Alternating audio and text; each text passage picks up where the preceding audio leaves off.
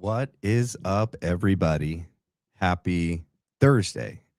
Happy Thursday. Oh, my goodness. It's not the 4th of July tomorrow. I don't know why I thought it was the 4th of July tomorrow. It's the 4th of July on Saturday. Tomorrow is the 3rd. Does my audio sound good? I wonder if it's my ears. Hopefully, it's not my ears. All right. Everything looks good on the screen. Yes, it is. All right, you guys. Sorry.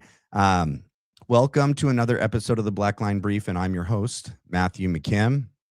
I have a really good show lined up for us today. I first want to start out by saying, welcome to all the new people that have joined over the last few days, few weeks, few months. It's been really awesome to see the channel grow and all the new faces. Well, not faces, names. But all the new people, well, I mean, like your profile photos, kind of like the face of you on here. So you get to recognize each other's little profile photo and then their handle. I'm really bad at it. Hopefully you guys are better at reading handles. I butcher it every time. Well, today, you guys, we're going to look at quite a few things. And it's going to be interesting looking at Erika with James Cadiz. We're going to be looking at Andrew Kolvet and Blake Neff from today as they report on the upcoming trial with Tyler Robinson and how Erika Kirk is going to be attending with Charlie's parents. And I find that so interesting because prior to like a few weeks ago, actually it was a few weeks ago, Erika when she was on James Cadiz's podcast that we covered the day that it came out a couple Fridays ago, she had mentioned how she was going to visit Charlie's parents with the children because she was going out there for something. And then the next day was when she did that TPUSA Education Academy sit down where she was like, yeah, we spent the time with Charlie's family and the kids played baseball. I'm like, your kids are 4 and 2. Nobody's playing baseball, but okay. I mean, maybe, one of those little like plastic, bats with a little plastic tee and a little plastic ball, I don't know that I'd call that baseball, but all right. And that's the first time we really heard her since the assassination actually like even mention Charlie's parents at all. And today is really the first time that Andrew and Blake mention them that I can remember. If they did before, I just don't remember it. It just shows you if they did, it was so few and far between that it's like they never really mentioned them. And I think it is because there's something off there.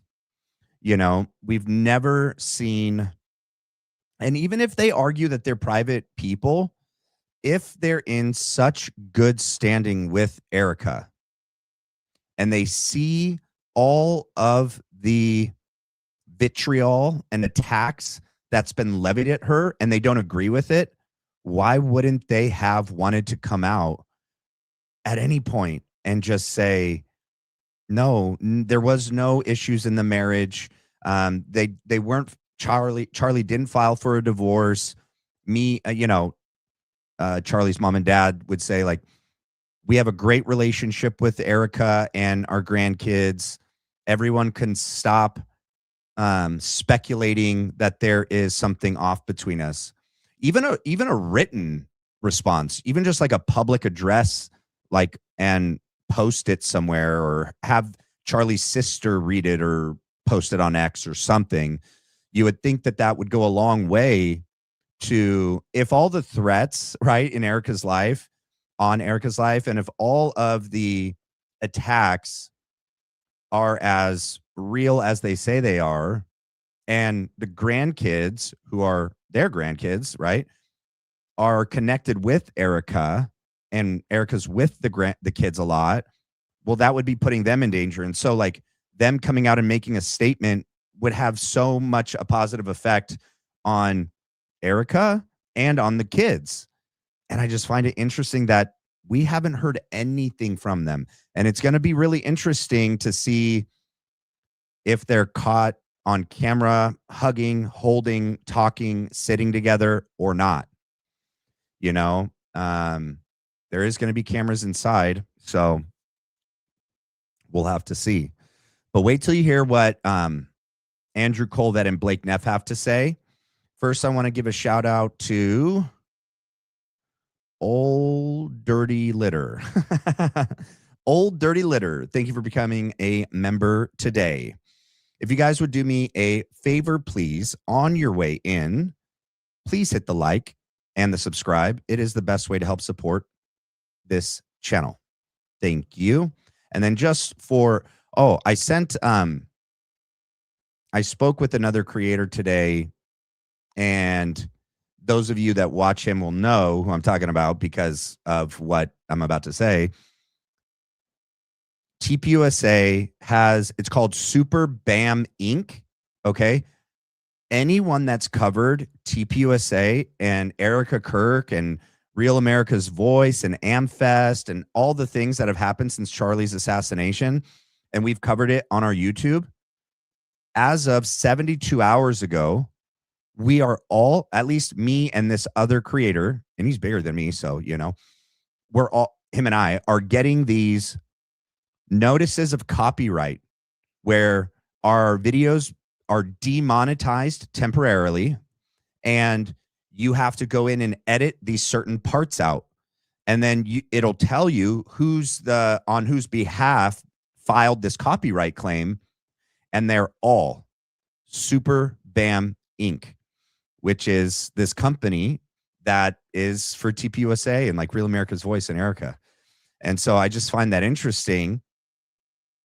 None of us are, at least me and this other creator aren't, spreading lies and misinformation.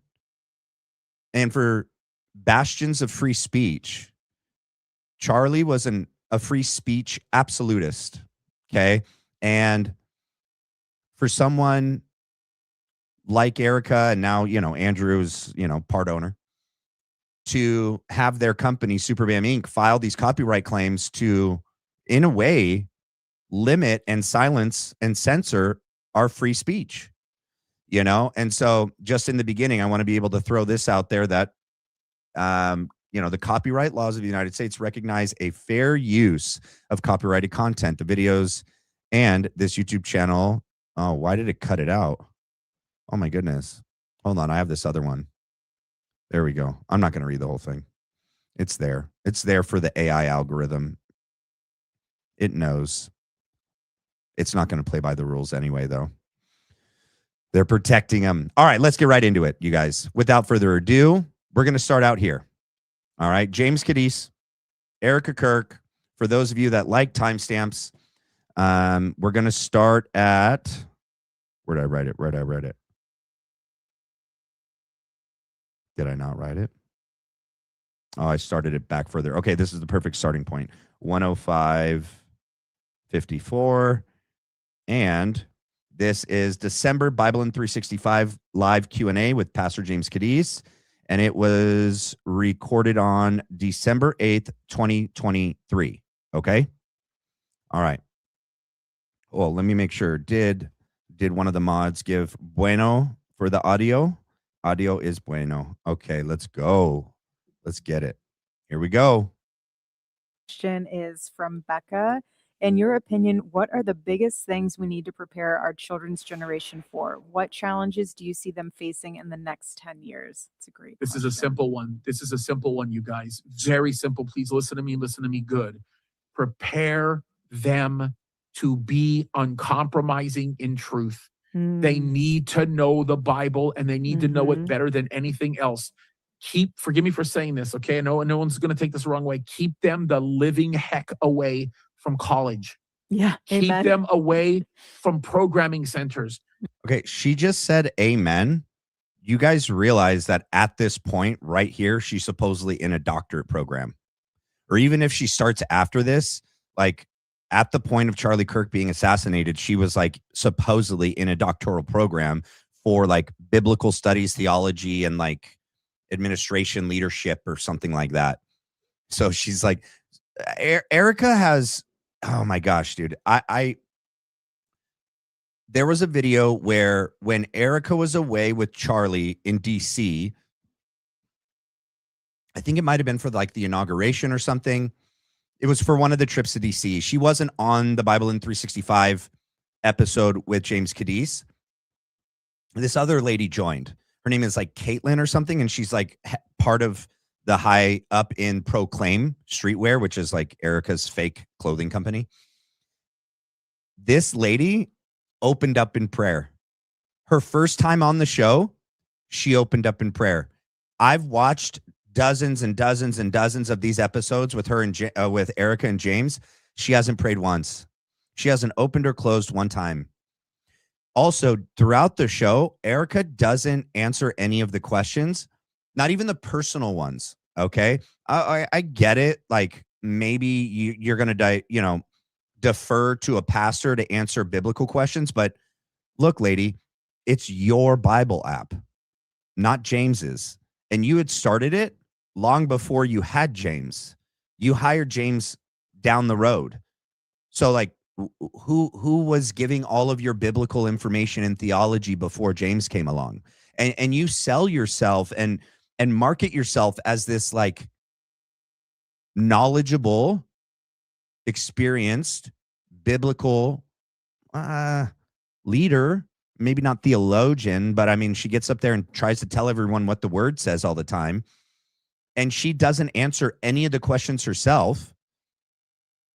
All she does throughout these episodes, she goes, amen, totally, yes, I agree.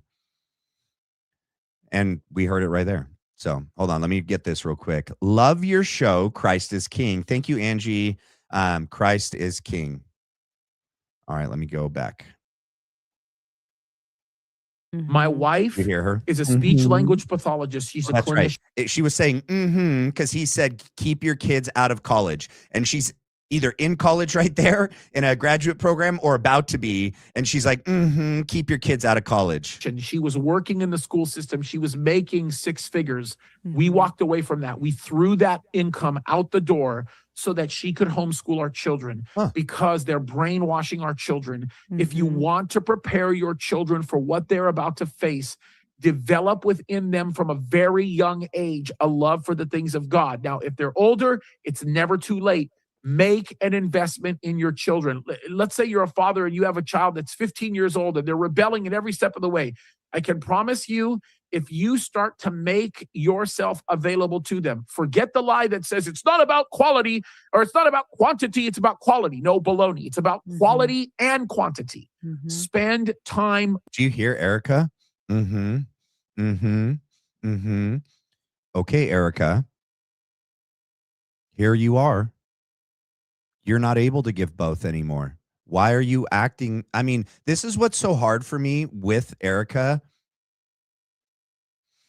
You know, because all the way up until the time Charlie was assassinated, she was at least consistent in the role she was playing. She played, well, from the time that she came into Charlie's life. Prior to that, obviously not. But from the time she came into Charlie's life, she played this traditional Christian, conservative, woman. Okay. And then engaged, married, had kids. Now, at the time, traditional Christian stay-at-home mom, right? And she prescriptively would tell other women, whether they were much younger or much older. That's what's crazy. She's like 3 years married and like one kid at a time. One time she had one kid, Gigi, and she's telling people how to be a mom. And it's like, you have a brand new baby. Then she has 2 kids, but they're both under 3. And she's like telling other moms how to be moms. All right. Lack of experience. But she's up there telling women that if they can afford it with their husband's salary, God's ultimate design is for the woman to guard the home and be the guardian of the home and to raise the kids in the ways of the Lord.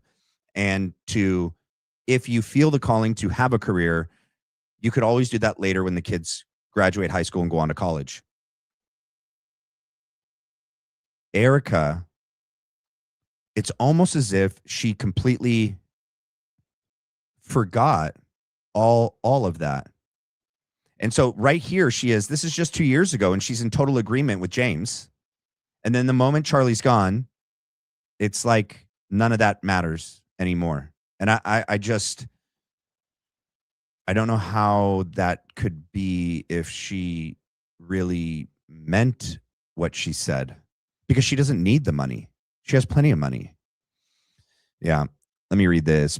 Biology always wins. I missed last night. 30 caliber round can stop in ballistic gel. Google search it. Mythbusters, 20-year-old. We need to fight with all the facts. When did we talk about? Were we talking about 30 calibers last night? Or you just mean in general? Who said a ballistic? Who said a 30 caliber couldn't stop in ballistic gel? I've never said that.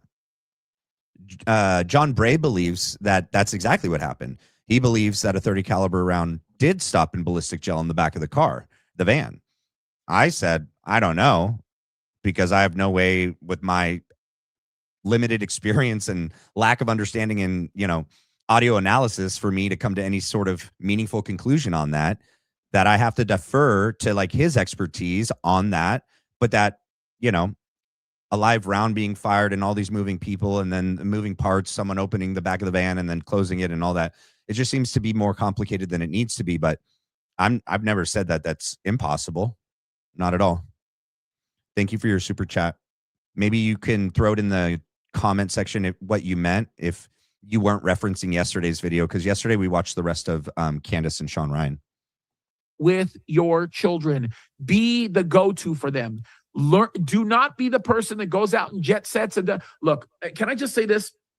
I get asked on a regular basis to go speak everywhere that I can't. Look, you can ask Erika. I'm not lying. I've had many opportunities given to me by Charlie to go to AmFest or to go to here or to go to there. Yep. A couple of those opportunities, I think I could have met the president. And man, but in each and every single one of those situations, I have to ask myself, okay, I can eventually go meet these people any other time in the future. I can go teach a study any other time in the future. My daughters are only 2 years old once. 2 years old. That's interesting. Well, if we apply that same logic to Erika, she went to the State of the Union address when her children were newly fatherless, right? And are 3.5 and 1.5. She is choosing to do all of these, especially early on. She did all of those media appearances, traveling, flying everywhere. She flew to meet Candace, then she flew and did AmFest in December. And then, the Make Heaven Crowded event tour. And then everything else that we've seen her do since then. She's not at home with the kids.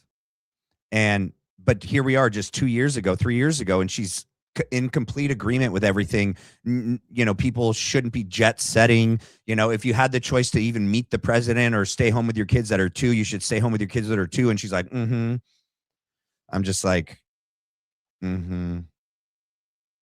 They're only 5 years old once. My son is only 1 year old once. I cannot afford to neglect them in taking responsibility for what God has called me to. I will never allow my children to feel like they're in competition with the church for me. So the idea behind this is what about in competition for the organization in you? What about Gigi and Mac feeling that they are in competition with TPUSA and Erika's love and attention with them? There's no way. And we're going to look at a video from her that she did at a Bloom conference. It's going to be insane to think that what could really have changed in that matter of time for her to completely change like all of her foundational beliefs on this matter about like, do I stay home? Do I not stay home? Why do I stay home? What are the pros? What are the cons? What would Charlie want? And then the moment Charlie's gone, none of that was even considered. She took the position within 48 hours. She was on screen within like 48, 72, you know?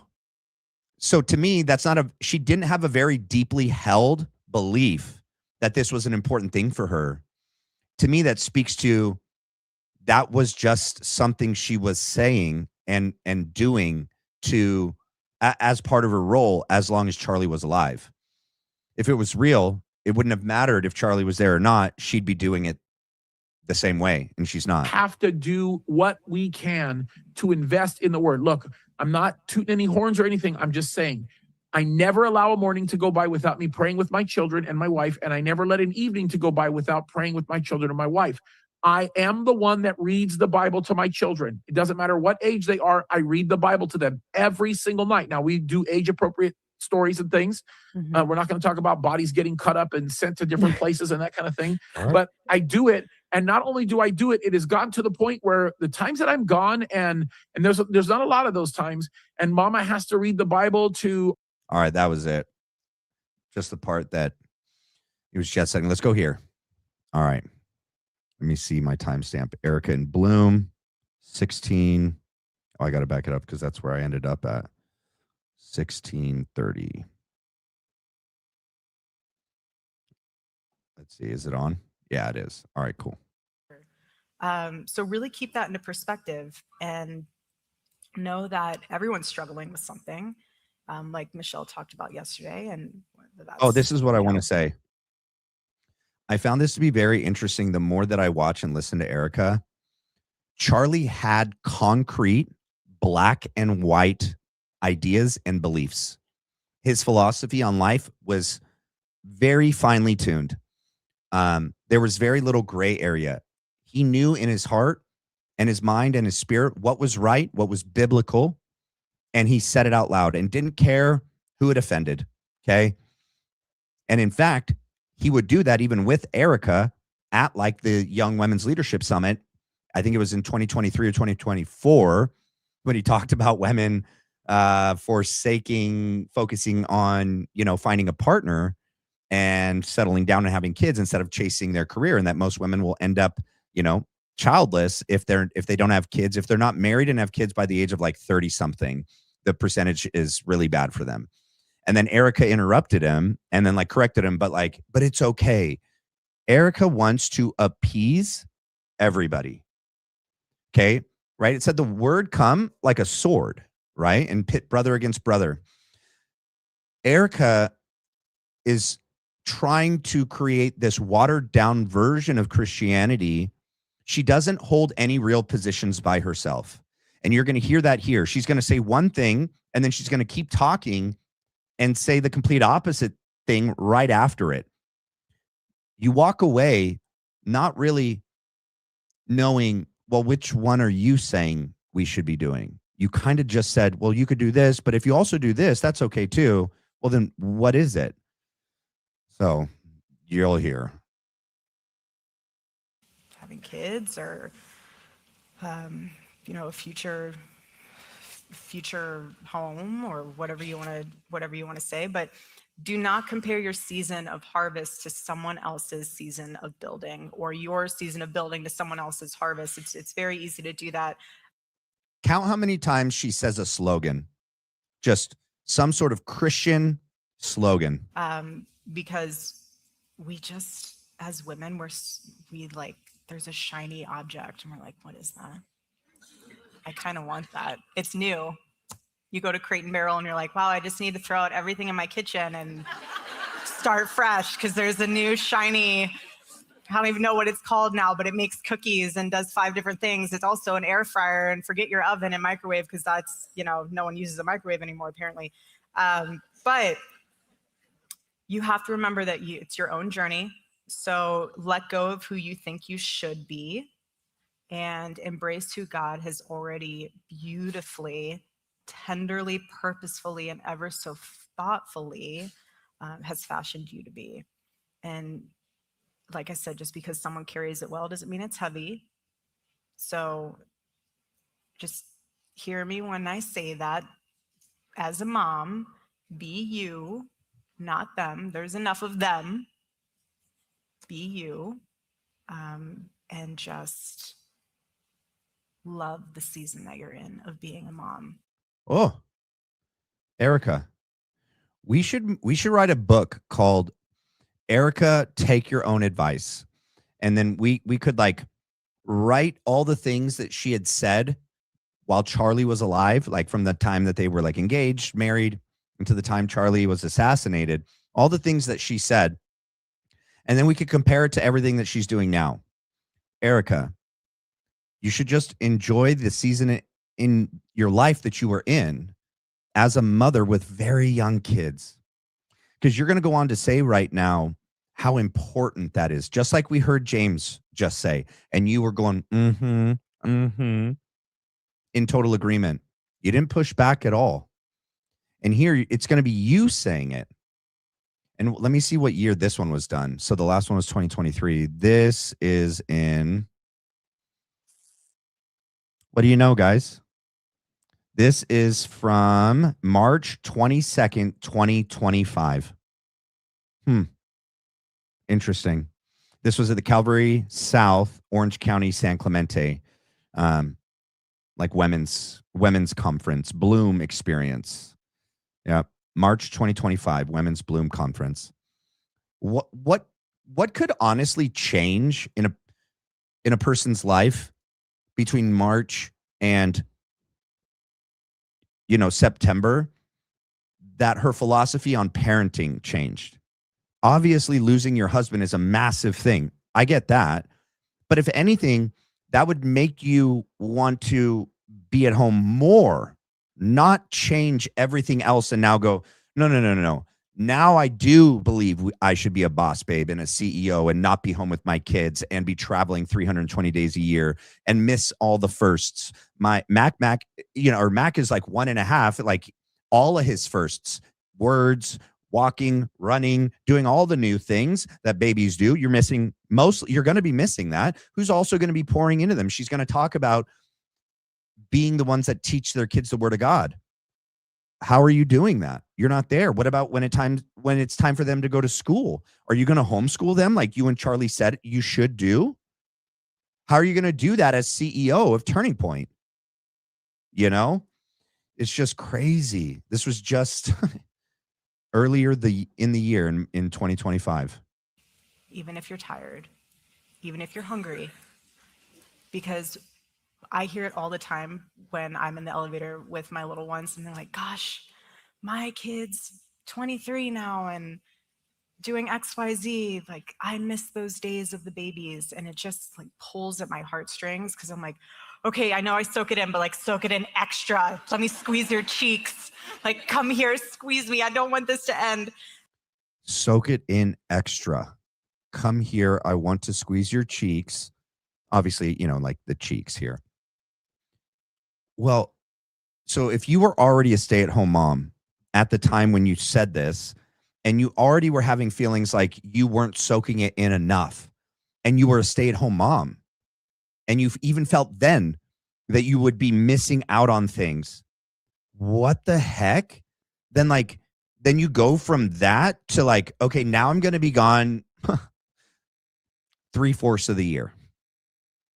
Toddlers can't travel that much. It's not good for toddlers to travel that much. Toddlers need to be in their home. They need consistency. They need a schedule and routine. They need their things. They need familiar items, smells, all of that. It's good for them to feel safe. That's why kids like watching the same movie over and over again. They don't like unpredictable. Unpredictable's scary for kids. Okay? Nostalgia. They like the same thing. It reminds them, and that's why I think we have nostalgia as we get older. We like that. But if she argues that she's taking the kids to work every day and the kids are traveling with her all the time, that's not good. I don't think that's what's happening. I think they're literally home without her. But I mean, even if she tried to make the argument that they're with her all the time, like, that's not good, though. That's not good for toddlers to be living a life like that, especially after they just were completely upended by losing their father. Now they go from being at home regularly with you and their dad coming home at least once a week. None of that's happening. Their whole routine changed. And now not on top of that, now you're not going to be there. You're going to work every day. You're going into the office at least 4 or 5 days a week, traveling at least a couple days a week. I don't understand how the only proper response and decision for, I think, in my opinion, for Erika to have made after the assassination is to have stayed home with the kids for so many, for the kids' sake. And I think for that reason, Charlie's parents probably aren't very pleased with her. That's my opinion. I mean, unless like they're with her, unless they're like with Charlie's parents, which like I feel like we would have known that by now. But yeah, wait till you hear what she says next. But to stay on the mom topic really quick, yes, please. The other thing that drives me nuts about the mom guilt world is the awkward elephant in the room, judgmental comparison topic between the stay-at-home moms and the working moms. It's really weird. It's a thing. There's this. I mean, is it? I really don't think it is that much. Not really, but I mean, I think it's interesting the things that she chooses to point out and state as like a common fact for everyone. I don't know. I feel like she has a lot of these things inside, and then she expresses them as if that they're typical and normal for everyone else, and they're just not. Silent judgment. If you have no idea what I'm talking about, God bless you. That's amazing. But there's this silent judgment of it, but it's almost interesting because it's both sides that feel guilty to some extent, which I find fascinating. I mean, obviously the whole overarching thing here is don't judge other people. But if you're at home with your kids, I don't know, that kind of points out to me that like, I think Erika judges a lot.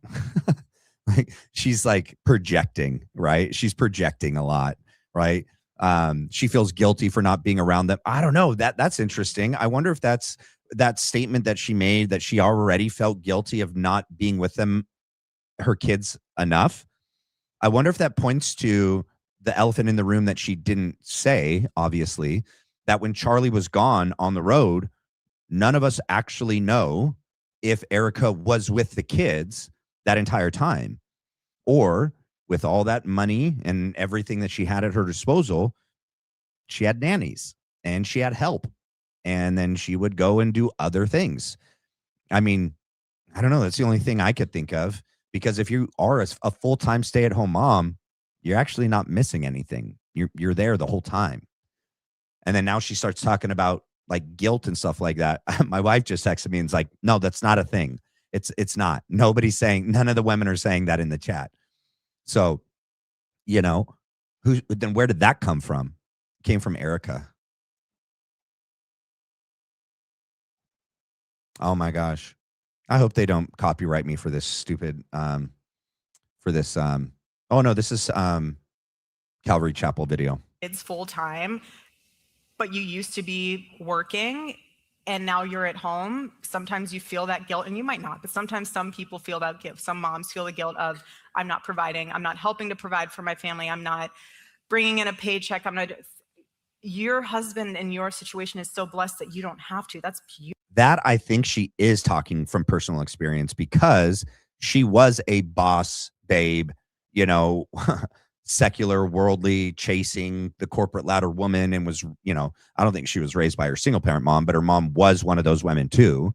And she goes from that. And to me, it shows that she has this internal struggle with the decision that she made to marry Charlie and be a stay-at-home mom. And my wife said this, and other people said this. They don't think that some of the women that watch her and see the decision that she made so quickly, without even really any hesitation, within 48 hours, from going from a stay-at-home mom to now being gone from the house all the time in this new career, that she must not have really liked it. Right? She didn't even think about it. She must not have really been present there a lot, because that would have been ultimately a very, very hard decision for a legitimate stay-at-home mom who actually cherished that and felt that was a calling and a blessing to do, to within 48 hours go, no, I'm good. Yeah, that's what I want. Yep, totally. Bye, Gigi. Bye, Mac. So to me, when she says these things, I go, I think she's talking about her own experience. Jen Garcia, Erika is playing a part she believes in nothing. I agree. Wait till you hear what she has. Wait till you hear what she has to say next. That's not what I meant to hit. I meant to get this. Oh, there it is. All right. All right. Beautiful. Like your ministry, your focus, your work are your children. And there's nothing more beautiful than that, than pouring into the future generation and to pour into your babies, teach them about Jesus. I can't tell you what happens to me, besides turning into a puddle, when I hear Gigi sing Jesus Loves Me. I'm ruined. I could sit there all day, nothing else. You can call me 15 times, I'm not answering. When you are a part of you're a part of your kid's testimony. How cool is that? Like, you are the one who gets to teach your babies about Jesus. It's amazing. So what I'm saying is, you don't have to feel like you should be doing anything. You're right where you need to be. So don't think you're missing out by not getting back to work fast enough. We have the seasons twisted. You only have this short window of being a mom to your babies for so long. You can always go back to work. Work is not leaving. Work is always there. Go to work when your kids are in high school or in college or whatever. But if you have the blessing and opportunity to be able to stay at home with your babies, do it. You're not missing out on anything. I promise you. You're exactly where you need to be. Erika, take your own advice. If you care about your husband's legacy, if you care about the commitment that you made in front of family and with God, with Charlie, you know for a fact that's what he wanted for his kids. You guys said it every time you got on stage. He said it more convincingly and with more conviction than you did. And then the moment he's gone, you turn and go the other direction. But here you are on tape in March in 2025, saying it as if you believed this then. But then come September, it's like that all went out the window. Gigi and Mac were still 3.5 and 1.5. They still need someone to teach them how to read, how to write. They need someone to teach them the word of God. They need to see their mom in the morning and to tuck them in at night. They need a familiar face, voice, and the smell of their mom because they've lost that from their dad. And you found it to be more important to go and run an organization. Whether Charlie, it meant a lot to Charlie, but you know what he also said? He said if he was married and had kids now, he wouldn't even start Turning Point anymore. Once you have kids, and Charlie was like this too, they're the most important thing. The most important thing. And that's why he worked so hard. But he also worked so hard because he had you at home. So he believed. Maybe someday we'll find out if you actually were home when he was gone. He believed it. He even told you when you wanted to go to Utah with him, he said, no, your place is at home. You're needed at home. But if Charlie didn't have you and he was like a single parent dad, guarantee you he would have changed things around and made the kids the priority. Especially because you guys have, Charlie made sure that you guys were taken care of so well. And then a lot of Charlie's friends after the fact, after Charlie was assassinated, also made sure that you were taken care of. Because none of them, the moment Charlie was assassinated, none of them thought you were going to be CEO. No, none of them. None of them thought you were going to be CEO. They were raising money for you, like Tucker was raising money for you to make sure that you and Charlie's kids were going to be okay forever. $20 million personally. Yep, you're good. And then all of the financial, account, he had portfolios. Charlie had portfolios. He had investments. Okay. He owned, the marketing or the media company for Real America's Voice. She was set. She didn't have to go. And honestly, TPUSA is tanked since she took over.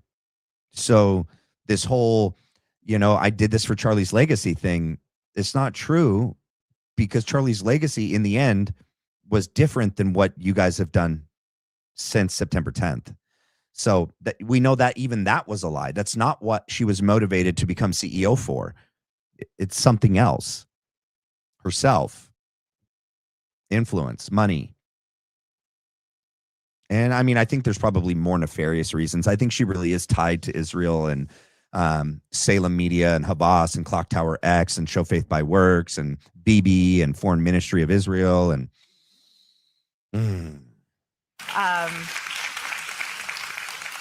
and then for the moms that do have to step away for a few hours to handle something, or a working mom, you might feel guilty that you have to work.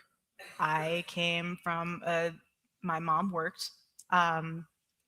You might feel guilty that you have to have a family member watch your little one for a little bit, and then you get the videos of the kid, of your child doing something, walking for the first time, doing something, and you're missing a milestone, and you're sitting there looking at your phone being like, why in the world am I sitting in this cubicle?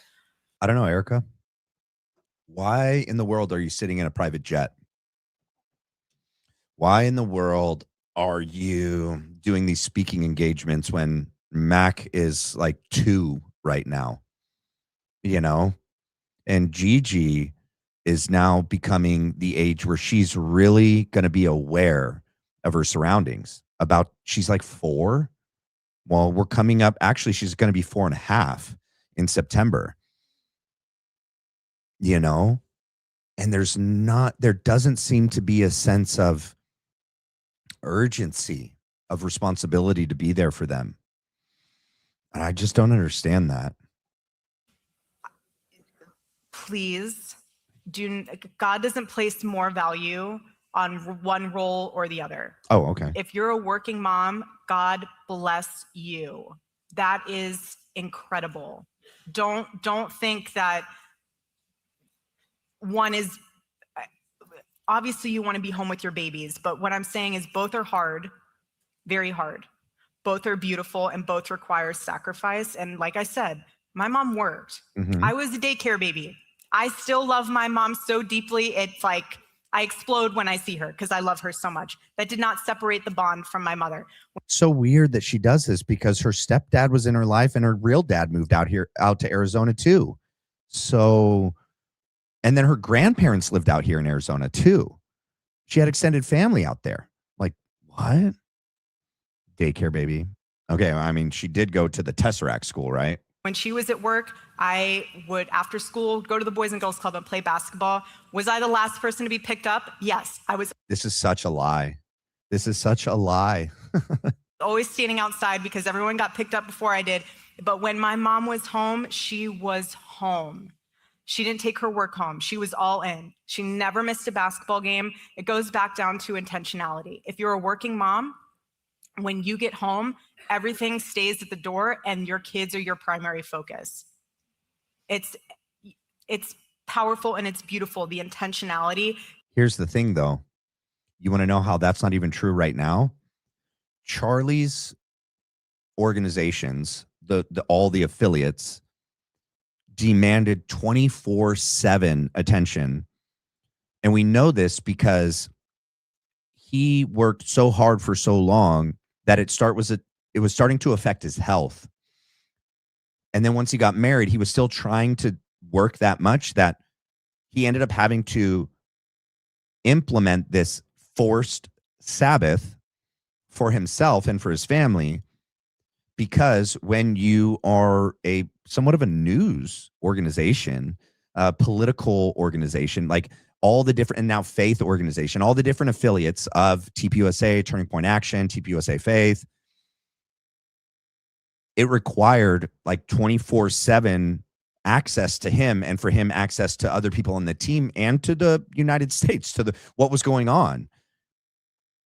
How is she supposed to do this now that she's doing it without Charlie, doesn't have a partner that's taking care of the kids? Take this in light of what she's also said, that balance is a myth, as a parent, as a stay-at-home mom, or as a working mom, like you working an organization, a CEO job like hers. That's what I can't really get it I can't accept this, that she was being honest then and that she's being honest now. So to me, I just don't trust anything she said before based on everything she's doing now. Yeah. All right. I think that's it. We're past that timestamp. Let me see. 22. Yeah, we are. Let's go here. All right. This is Andrew Kolvet and obviously Blake Neff. Where did I write it down? 7:34. Let me back it up. 7. Like right here. Tomorrow. So this will be our last live show before the weekend and all the festivities.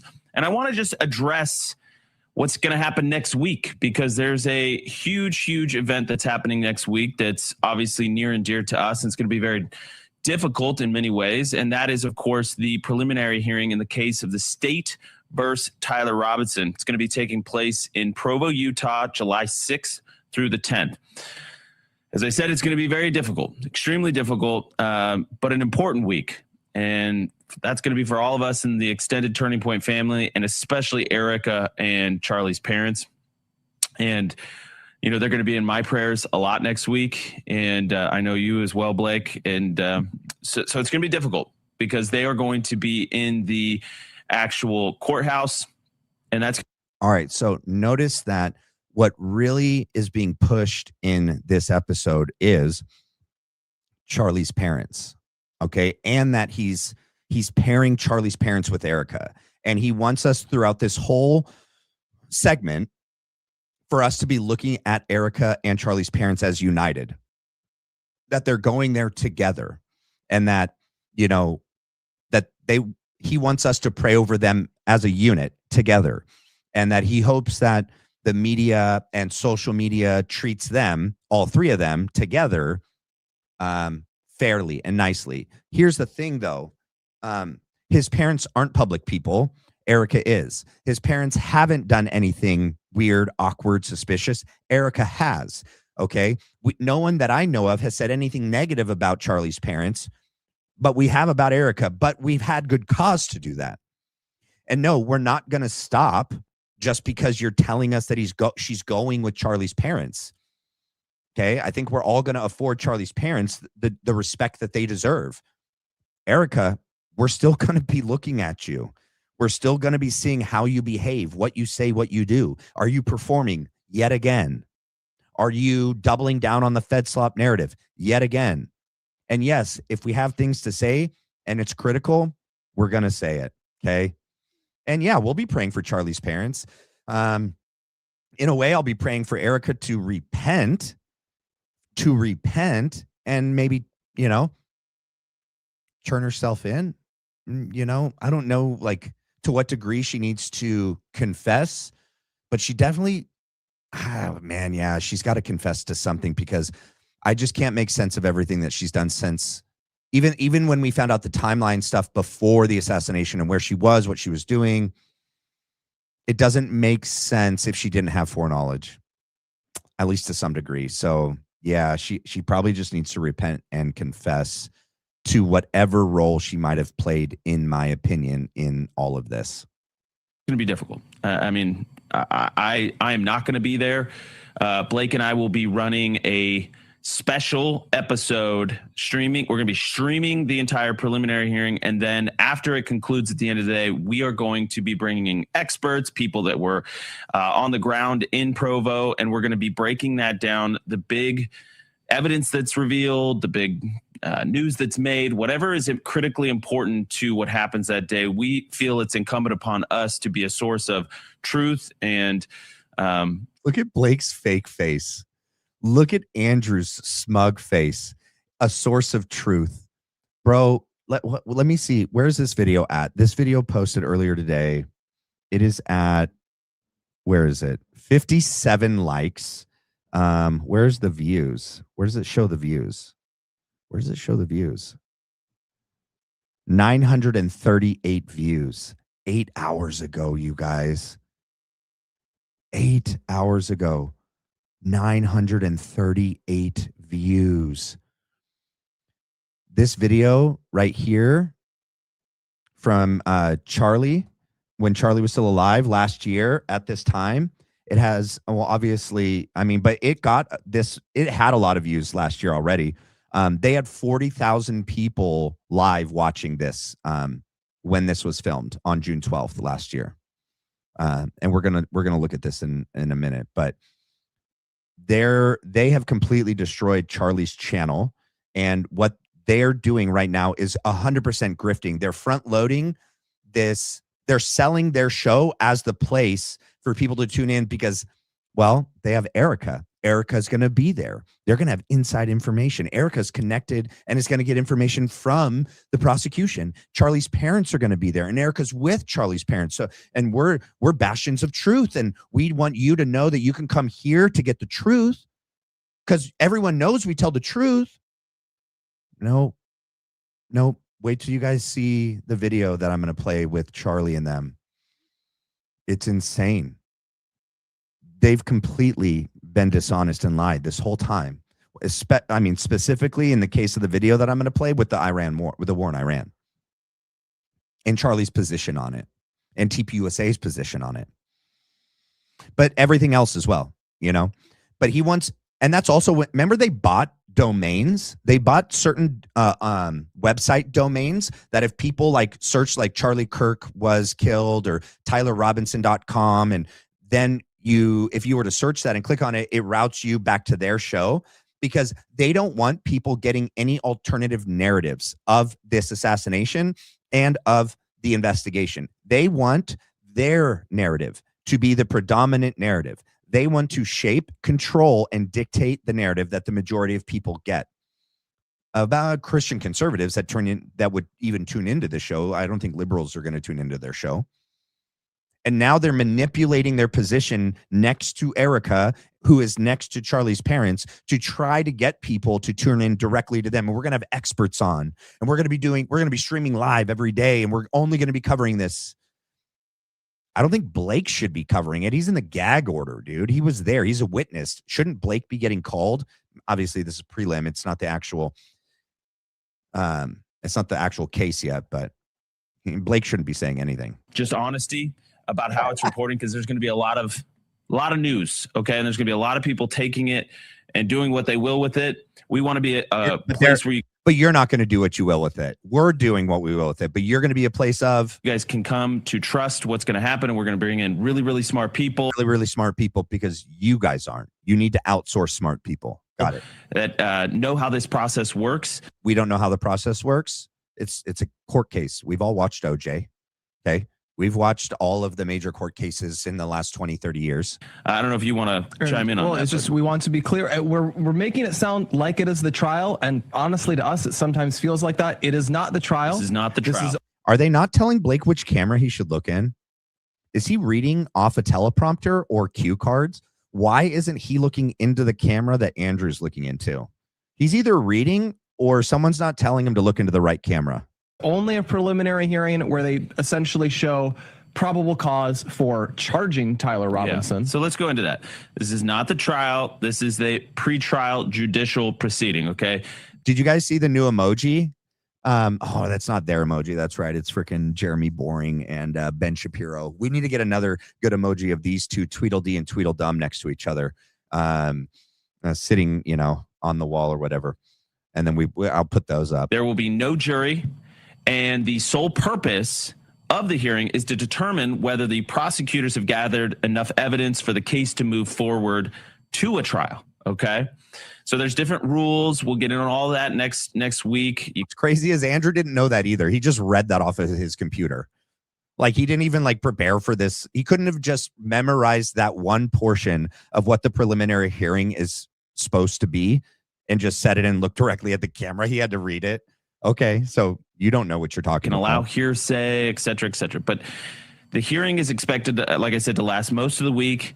It will include witness testimony, evidence presented by the prosecutors, and cross-examination by the defense. Except for they're going to enter in Lance Twiggs's video testimony, and the defense doesn't get to cross-examine Lance. What do you know? As I said before, Charlie's parents and Erika will be there together throughout the proceedings. Together. They're going to be there together throughout the proceedings. They want you to know that. Okay, we're going to keep going, but I actually wanted to touch base on the poll. Let me look at where the poll's at, because the reason why I asked that is, let me end it right now. Good. We got 91 says yes, and I'll tell you why. All right. Do you guys know who Teresa Better Life is? Can you guys throw up, I don't know, like a thumb or something in the chat that shows me you do know who Teresa Better Life is? She has a channel as well on YouTube. You do not know who she is? Okay. Nobody does? Oh, okay. Mystic does. And then, a lot of people don't. All right. Okay, Dulcinea does. Yeah. And then, no, she's not a crazy lady. But anyway, and then Brandy and Billy. Have you guys heard of Brandy and Billy? You know, they kind of did the Lance Twiggs family interview and spoke to Tyler Robinson's grandfather. You guys know who they are? Thumbs down. Does that mean boo, or does that mean you don't know? Let me go to my thing real quick so I know who it is. Okay, so Teresa and Brandy. I don't know Brandy. I know Teresa through YouTube. They're going to be on the grounds there in Utah, starting on. Well, I think Brandy and Billy live out there, but Teresa's going to be out there for this preliminary hearing. So I'll have someone on the ground that we can have exclusive. She's going to collab with me. We're going to do a dual stream, on the first day for sure, on the 6th. And then, hopefully we can touch base throughout the week as well. As just the real important stuff that comes out. I'm not going to be live streaming the whole thing. Not sure if, how much of the show that I'll be, devoting to this, but definitely just to cover the most important things in each that get covered in that day. Okay. Just wanted to let you guys know that. So we will have some live coverage on the grounds in Utah next week, which will be cool. So, all right, let's continue. They're not attending as public figures. They're attending as grieving loved ones. Look at how they did that, dude. So he puts Erika with the parents, they, because he said together, right? And now he's saying they. He didn't specify just the parents. So he's trying to say that Erika's going to be there not as a public figure, just as a grieving loved one. He didn't say grieving parents. So he's not excluding Erika in this statement. He's including Erika in this statement. You can't do that, bro. She is a public figure, okay? And you can't even say she's a grieving loved one. Unless is she busting out the Vicks Vapor Rub in the eyes for this preliminary hearing? Is she going to be crying again? I mean, do we need to play her video at work 4 or 5 days after the assassination when she's freaking all smiles and giggles? Because we can remind you guys that she's not a grieving widow. All of the fun that she's been having. I got a video. Remember, she's excited. She was excited on day 4, or this would have been day 3. She was excited. Okay. To witness the process of justice unfold. So I hope, this probably is more of a hope and a prayer than anything else, that the media and social media pay them the respect that they deserve. So this, like I said, we're going to pay Charlie's parents the respect they deserve. You earn respect. Charlie's parents have the respect for being Charlie's parents. Erika hasn't earned any respect. In fact, she's earned a tremendous amount of disrespect. Okay. Diz Ray had a pair of specs. It's an office thing. Every time I say disrespect, Pat took a turn. Hearing, by the way, was originally scheduled for the end of May. Yes. We were all gearing up for it, but based on some motions made by the defense, it got pushed to next week. Oh, man. Don't you hate it? a defendant's right to a fair trial. Oh, friggin' A, dude. Don't want to get in the way of actual justice, you know? I mean, just want a speedy trial. We really wanted the prelim to happen back in March or May. And now we are here in July. Like, oh, what an inconvenience this is. July 6th, incredibly busy part of the schedule for all of us. We've got stuff going on in DC this weekend, and then we've got CLS, our chapter leadership summit happening. He talks about his schedule, the preliminary hearings coming up. He's like, such a busy week for us. Our schedule is jam-packed. We're going to be in DC. We got CAS, which is the chapter, summit. We're just so busy. We don't feel bad for any of you. You realize that, right? Like, we actually really don't like you guys. Nobody feels bad for you. Also on the East Coast next week. So there's a lot going on, and I feel it's terrible for Erika that she's got to fly back and forth all over the place. He feels bad for Erika that she's got to fly back and forth all over the place. Maybe she doesn't have to, dude. Have you thought of that? Maybe if she was just being a stay-at-home mom, she would have just had to fly from Arizona to Utah and then home again. You think about that? Yeah, that was a choice. Her life, everything she's living right now is a choice. The only thing, but I even still think Charlie's assassination, I think she might have had a choice. I think, in my opinion, possibly there was somewhat of a choice that she made in that situation. But everything else, for sure, everything after the assassination, it's all been her choice. Nothing has been forced on her. She's chosen everything that she's in right now. Nobody feels bad for Erika, bro. But this is what the court decided, and so we're sort of bound by the schedule that the court has decided. It's what we have to live by Charlie's example, and Charlie was a man who was always ready to go wherever was needed, and we need to be there for him and for his family. And so we want all of you to know this is a place you can turn to for everything that's happening in the case next week and in the months to come as it continues. Yeah, and there'll be representing their full extended families on both sides. So there'll be some other friends and a few other family members, but they're going to be there representing the family on both sides. And, is Charlie's sister not going to be there? Oh, by the way, I don't know. Did you guys know this? So my wife found a clip. I know that we've all heard that Erika had a half sister. Did you guys know that she also has a half brother? Did you guys know that? I'll find that clip sometime where Erika's talking about it, and she talks about her half brother and half sister. Like, is any of Erika's family going to be there? Obviously, Lori's like really old and sick, so she's not going to be there. But like, whose extended family of Erika is going to be there? Is that going to be Nicole Rothstein? Is her old roommate Nicole Rothstein going to be there, or you just mean like Stacy Sheridan and Marina Minez or whatever her name is going to be there with Erika? Who's going to be on Erika's side of the family that's going to be there? No, nobody. Okay. Yeah, I get it. Yeah, if they were to have accompanied her, they probably would have came when she flew the day he was assassinated, or to the memorial, or to the funeral, and she didn't have any family with her on any of those days. So, me personally, I'm glad I get to be in here with you. So my heart goes out to everybody that has to be in that courtroom, because I don't want to breathe the same air as that person. I mean, you can't make this up. You just can't. I don't even want to breathe the same air as that person. What do you mean? The person that's presumed innocent right now? You mean the person that like has not been convicted of murder yet?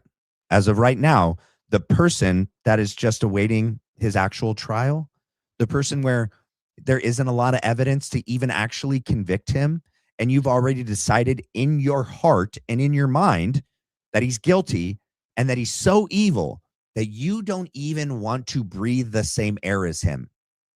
That's Andrew. What's interesting, I think there's a lot of projecting there. Do you remember when he said the Saturday after the assassination, he was in the hotel room by himself, and he said he broke down, ugly, crying, sobbing, nasty, he's like, really ugly cry. No one was there. No one saw it. And he said that he had to repent.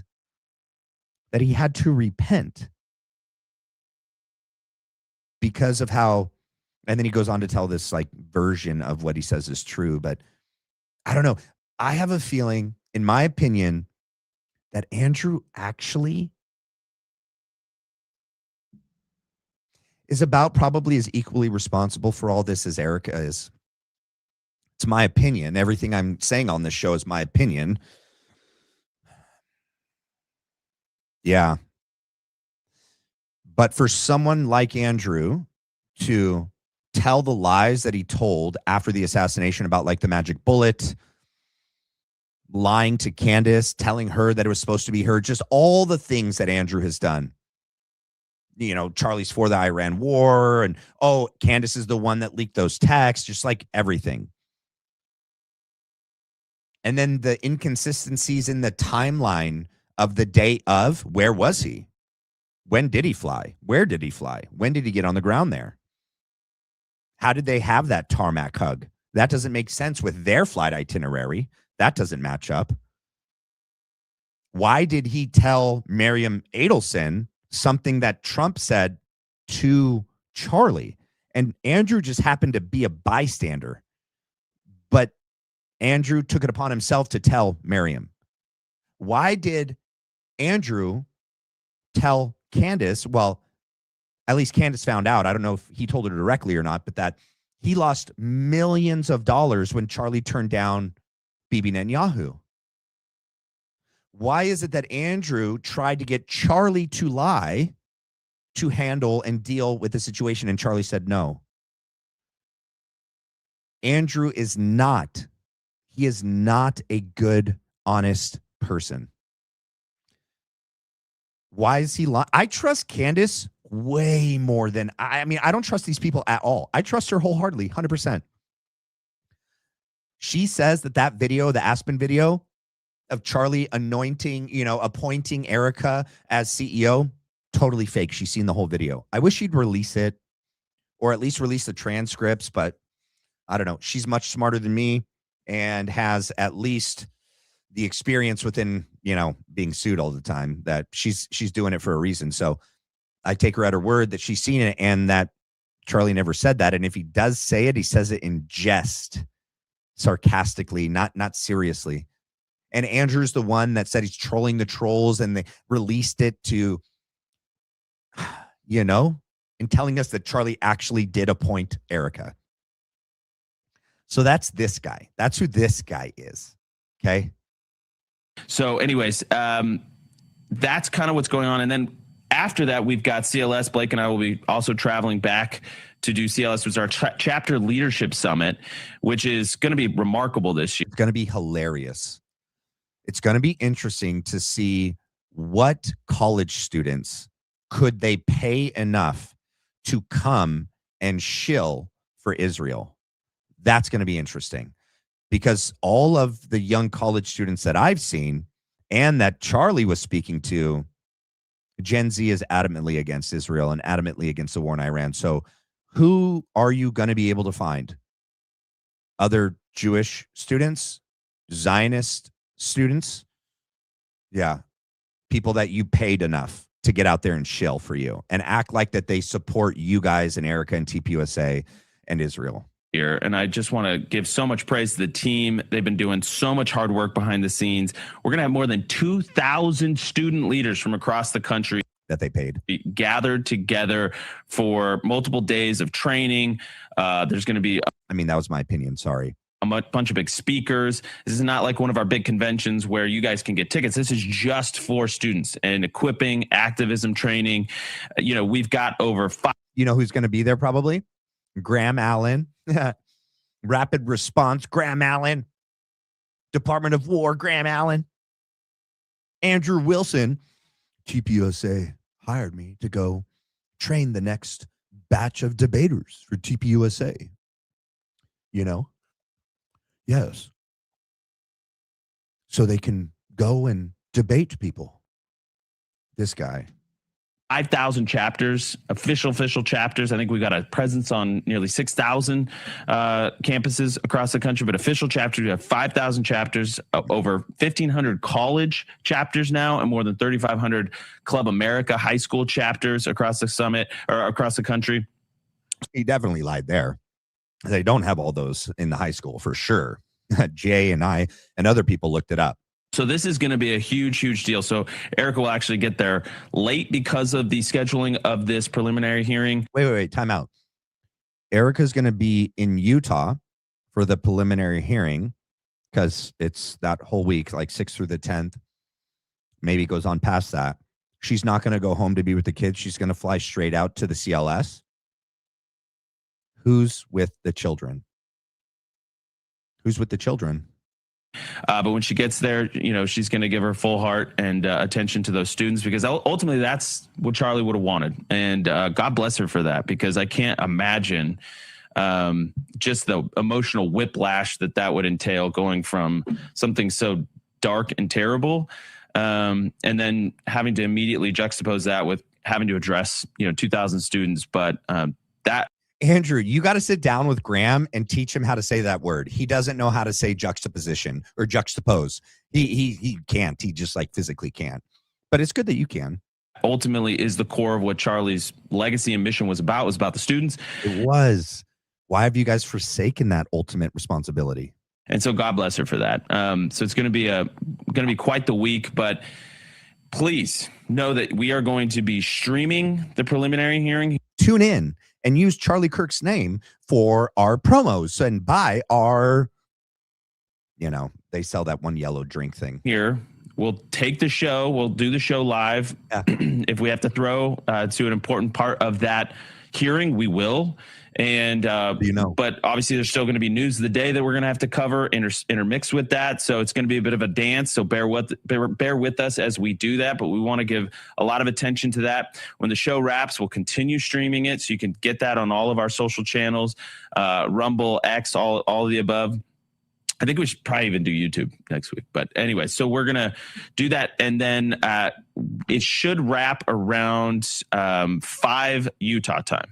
So that would be 7 Eastern.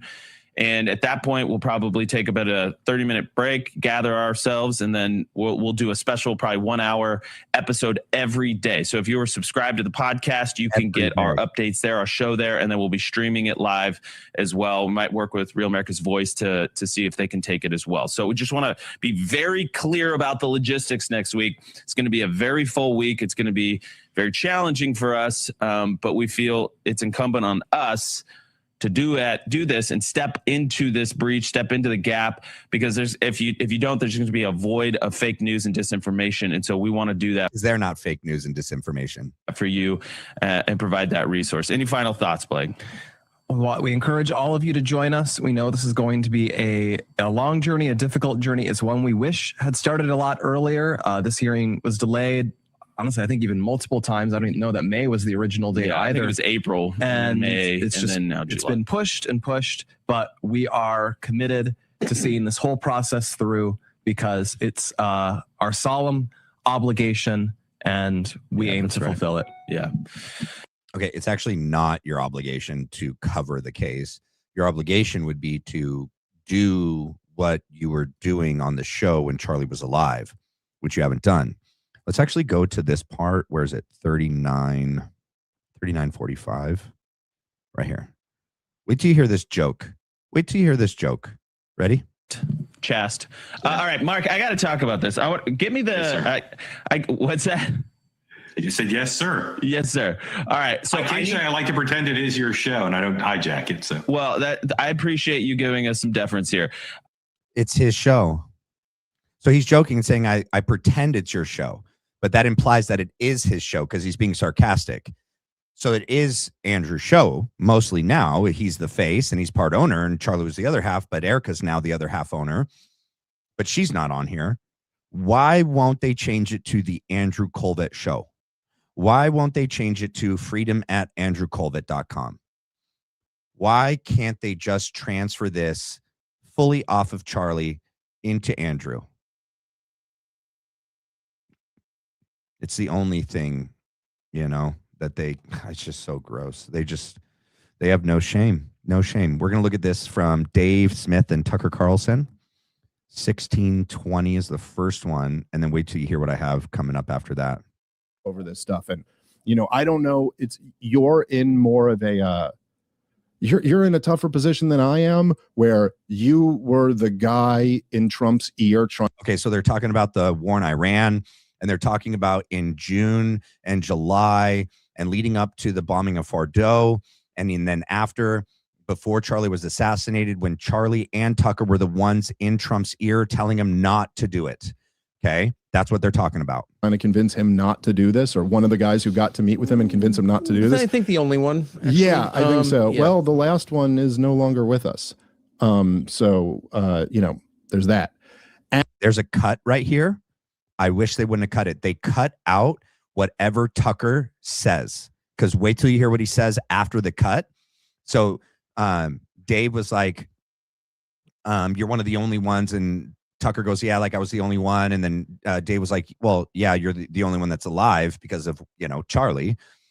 He was the only other one. And I know Joe Kent too, but like public media figures. And then Tucker's going to go on a rant and we don't get to see it. Wait till you see that right after the cut, he's going to say something. And that's how you can tell he went on a rant. And right there. Yeah. See? So, but you know, so the thing is, like me, I'm no good at being a political strategist. Like I said, I'm just good at being a podcaster. I had a flash of rage that was so intense, I lost my vision. Yeah, no, I understand. It's okay. So Charlie gets brought up in the context of Tucker and Charlie being the ones to be in Trump's ear, telling him not to do it. And then Tucker goes on a crazy rant. It gets cut out, and then they do the cut, and then the first thing, you know, when he comes back, he goes, it's okay. Dave says it's okay. And then Tucker apologizes for seeing red and going berserk. Worth it. There's some things worth being that angry over. He's apologizing. So, you know, I kind of go, I don't know. So, man, I wish they could have posted whatever that was. Whatever it was turned into something so bad that Tucker, this wasn't broadcast live. This is pre-recorded. That they cut it out, but I wish we could have heard what it was. Political strategy stuff, but I think you should just, like, you know, try your best to stay being able to, at least he has one person who's telling him to do this. But the thing is that I'm just not capable of doing that, and I'm not close to the administration, so I'm just like red behind the eyes, furious. But one of the big things I'm furious about is that they're handing this country right back over to the Democrats. All right, he talks about that for a while, but wait till you hear, he's going to talk about Charlie again. This is interesting. Let me go 50-39. Well, I'll just start like right here. 50-23 is fine. He'd float at obviously the election being stolen, but all the witch hunt, and of course now with Epstein, when it's not really okay, they're talking about Trump, saying that Trump in the past never had any issue weaponizing the term like conspiracy, and like when it comes to like rigging the election or anything like that, that Trump would be, you know, one of the first to say like, this is a conspiracy. This is a conspiracy. But now with the Butler assassination, Trump is mum. And then this is going to segue into Charlie Kirk. It is a conspiracy, but it's a legitimate one. But he's saying, oh, it's, you know, there's a Democratic hoax. He is very quick to, any time it will help him look good, to be like, it's a conspiracy against me. Never once with Butler. Never once. And it's kind of crazy, man. Like, we have like no information. They haven't even like attempted to give us a national story that puts a little bow on top of like who this guy was or what happened, how there was such a security failure that could allow a sniper 130 yards away to get a clean shot at a former president and current candidate's head. Just kind of no internet history, can't get into his phones. He wanted to kill anyone he could. That's all. Nothing to see here. And it's just a little bizarre to me that you would think, like, all other things making sense, you would just think you would hear Donald Trump going, they tried to kill me. They tried to do this. They tried to do, but nothing. I mean, days afterward, he just thanked the Secret Service for what a great job they did.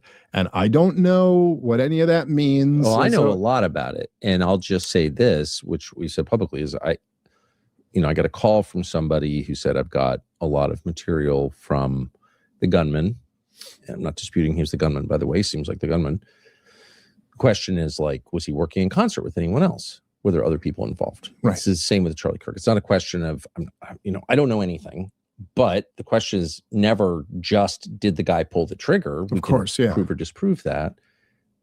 with the videotape that we don't have from the Charlie Kirk assassination for some reason. But okay, so keep this in mind. He was talking about Butler, but everything he's saying right now is about the Charlie Kirk assassination, and he's specifically referencing a videotape.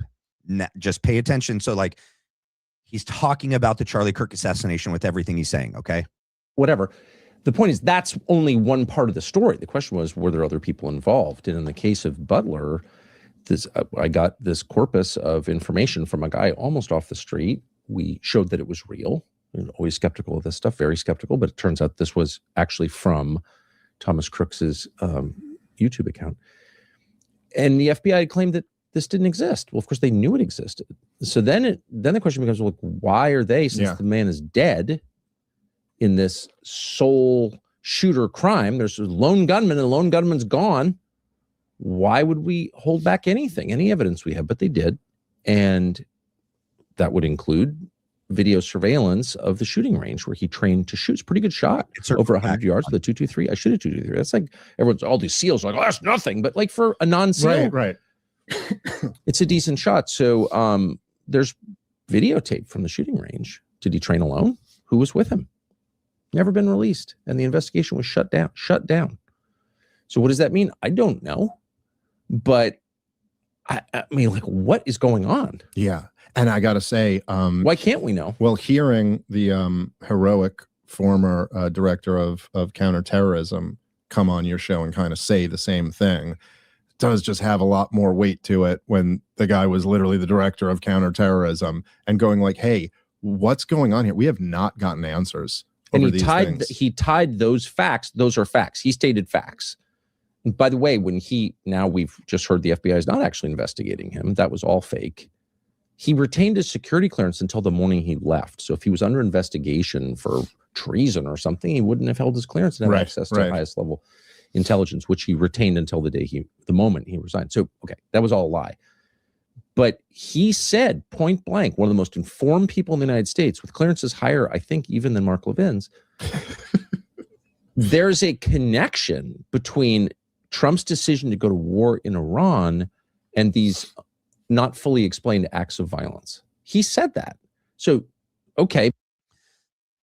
Meaning Butler and Charlie Kirk's assassination. Okay. Before we denounce him as crazy, which maybe he is, I don't know. It doesn't seem to be, but I hold open any possibility. What is he talking about? And there has not only been zero interest from like the people in charge of ginning up interest, like the internet, the influencers. Right. There's been calculated discouragement and attacks on anyone who persists in asking the question.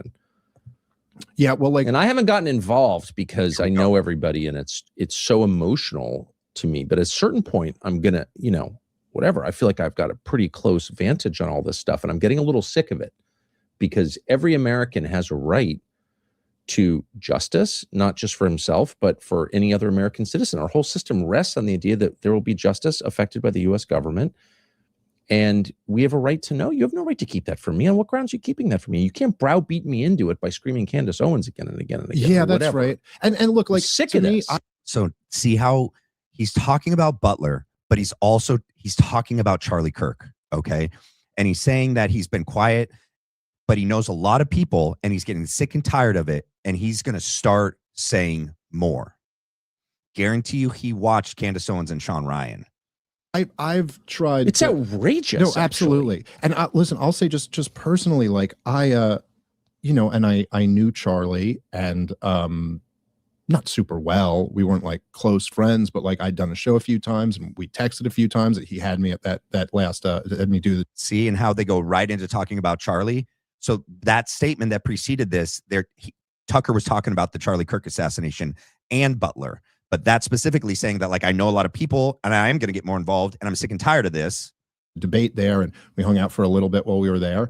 And, it's, I wasn't as close with him as you were, but it's even just like being friends with someone like that. It's first off, it's like, it's very jarring to see that happen. And then he's got a wife and little kids, really tragic, horrible situation. And I'm like, my incentives on all of this is like, I just don't want to believe that this was anything more than like one crazy guy with a trans furry boyfriend or whatever. Like that actually is much more comforting to me than it's some conspiracy. Half of Twitter seemed to think I was the one who got him killed or something like that, or me and you and Megan or something. I very much vehemently want to believe that. Yes, right. So like, we don't want that. I will say, Tucker, did you see his face? He vehemently wants to believe that it was Tyler Robinson, a lone gunman, and trans furry. You want to believe something like that because the reality of what you know to this point is so much darker and so much worse. And so it's a relief to that what he wants it to be is so much less evil than what he is finding out it looks to be. Okay. Which is like what he knows from Joe Kent. And he said more recently on his own show that he doesn't like how Andrew Kolvet and people at TPUSA have completely perverted and changed everything Charlie stood for in the end. He's going to start talking more about it. So, and I have not done like deep dives and watched all of Candace's shows on this or something, but like there's little pieces of information, just like it's been confirmed by a few different people that he was texting them, they're gonna kill me. Like, hey man, that's got to be like totally exhausted and investigated. I mean, what is this here? This is a pretty big deal. You really got to get to the bottom of stuff like that.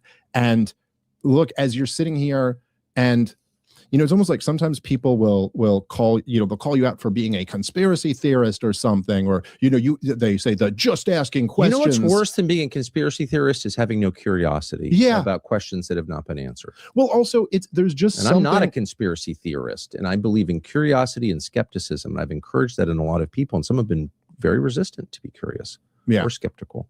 And there are two sides to this. There's not simply the people who are coming up with conspiracy theories, some of them obviously fantastical and wrong, I would think. But there's also the government side, which is telling you, shut up, we have this solved. And I think we should apply the same skepticism to their claims as well. There's no reason that the FBI should get an automatic, on the basis of what? Well, also their track record of always telling the truth to people. Like, what are you even talking about? Well, and how dare you threaten me and call me names? I mean, I'm not getting paid for this. I've stayed out of it. I'm just getting too mad watching this. So even he stayed out of it. He's getting too mad watching this. Tucker's coming around. He's gonna start getting into this. Before the Epstein files got released back when the Podesta emails were released and the original Pizzagate theory was born.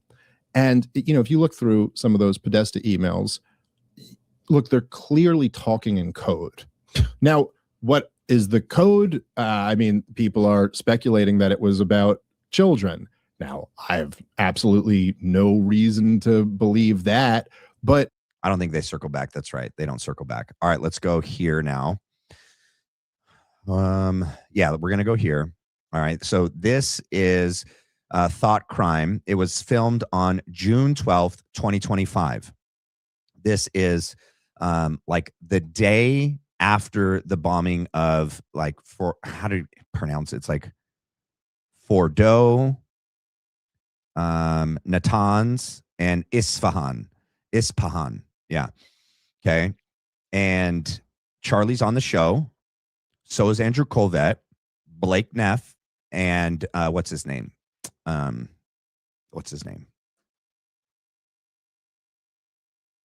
is his name? Jack Posobiec. Thank you. I'm doing too much. Why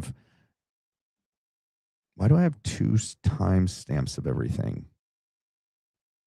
Oh, because this is not the one that I played yesterday. This is the one on Thought Crime. All right. Hopefully I don't have them mixed up. Hopefully I didn't delete them to make sure I had it written. Hold on one second. I want to make sure that I didn't mess this up. All right. Well, those are the ones I wrote down today, so those have got to be the new ones. All right, let's go for it. All right, 4:55.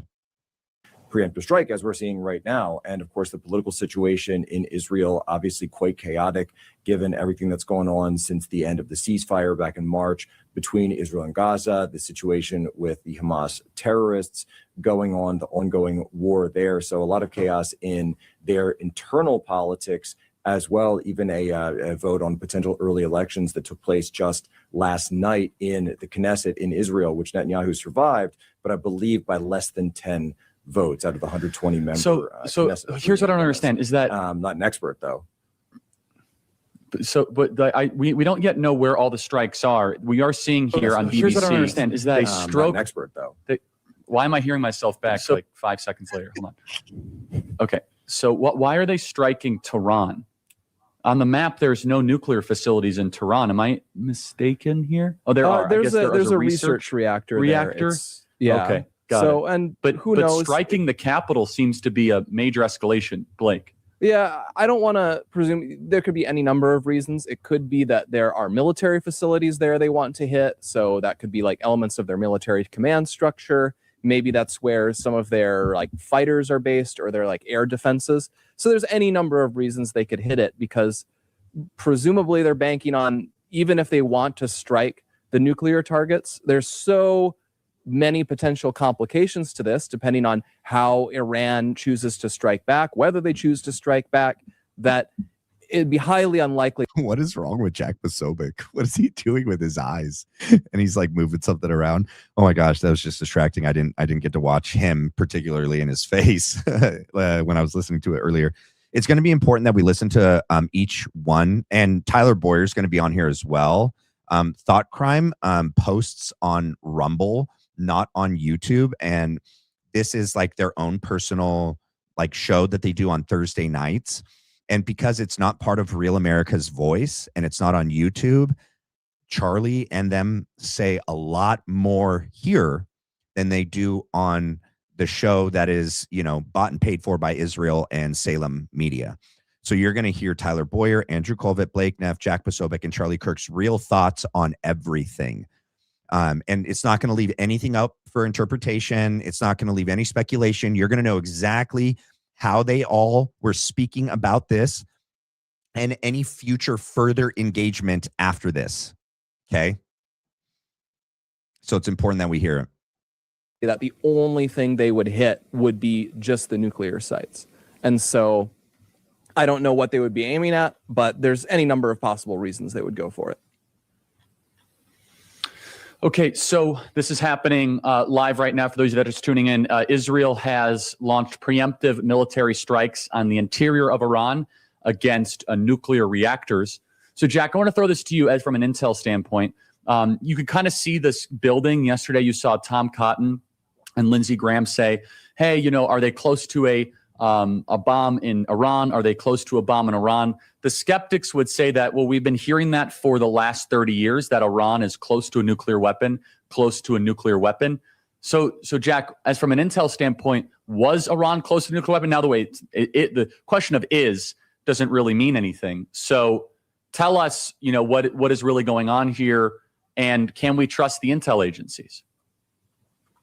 Well, Charlie, this, of course, has been one of the most fractured debates that's going on from the intel community and members of the U.S. political community, as well as the Israeli political community, as I mentioned before, with Prime Minister Netanyahu really pushing for these strikes, of course, for quite some time, years in many cases, and has directly targeted these facilities with a variety of cyber attacks and other attacks over the years. The question comes down to, and the intel community's official assessment, everyone I've talked to in the intel community has always, and even from my time there, has said that Iran did not have an active weapons of mass destruction program in the sense that, in the sense of having a actual nuclear weapons program. But what they were doing was this uranium enrichment. And the question, of course, and even, by the way, even DNI Gabbard, who many people pointed to as say that obviously she's no hawk, even she pointed out that their uranium enrichment was much higher,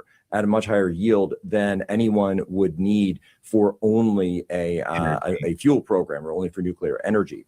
And so a lot of the war hawks have been pointing to that, saying, look, it's clear that they're going to do this in order to try to ratchet up their ability for escalation. And so but that was purely speculation. There was no actual intel evidence, and all the sources that he spoke to said no, they didn't have an actual nuclear program. Yeah, that they had some uranium enriched at a higher rate than needed for energy for fuel, but that they didn't have an actual, and Bibi's been saying it since 1992. Of the things, though, that people have pointed to is Iran, the back and forth has always been, well, Iran was doing that because there is no Iran deal. Trump, of course, ended Obama's. All right, actually, I know where I want to jump to, 42, because they do say a lot, and if we want to watch more of it, I can come back to it, but it really gets good right here. About this is, as we've mentioned, you can go all the way back. I think in 1992 or 1993 is the first time Netanyahu, I think he was just a member of the Knesset then, he said Iran was 3 to 5 years away from getting a nuclear weapon. And then about 3 years later, he said they're 1 to 2 years away from a nuclear weapon. And then he said, they're 6 months to a year. He was saying that around the time of the Iraq War. He was saying that during Obama's administration. He was saying that during Trump's first administration. We have literally been hearing about Iran's being close to a nuclear weapon as long as I have been alive. And I'm not 20. I'm over 30 here. And so they've been pushing this a long time, and that's going to color any claims like, oh, this time we're dead serious. They were about to build a nuclear bomb. I just remember in 2013, so much stuff. Oh, they're a few months away from having a nuclear bomb. And then even if they do, that doesn't equate to them actually using a nuclear bomb. So you'd have to go onto that level too. Pakistan has nuclear weapons. They're an Islamic country with an Islamic government, and that actually hasn't led to nuclear war. North Korea is an extremely loopy country. They have nuclear weapons. That is scary. I don't like that at all, but it hasn't led to a nuclear war. And so that's going to color how people react to this. I want to flag, because we have a few of these donations. Mauricio91 said, everyone agrees that war is bad. No one agrees on when war is necessary. I've got to disagree with that one. I think, I'm not sure Lindsey Graham agrees that war is bad. Yeah. I think some people think war is fun. War is exciting. War gives them that tingle down their leg that their life has meaning to it. Yeah, it's so interesting. So when Charlie's alive and they all held Charlie's position. And they all are going to spout it over and over and over again. And then Charlie is going to too.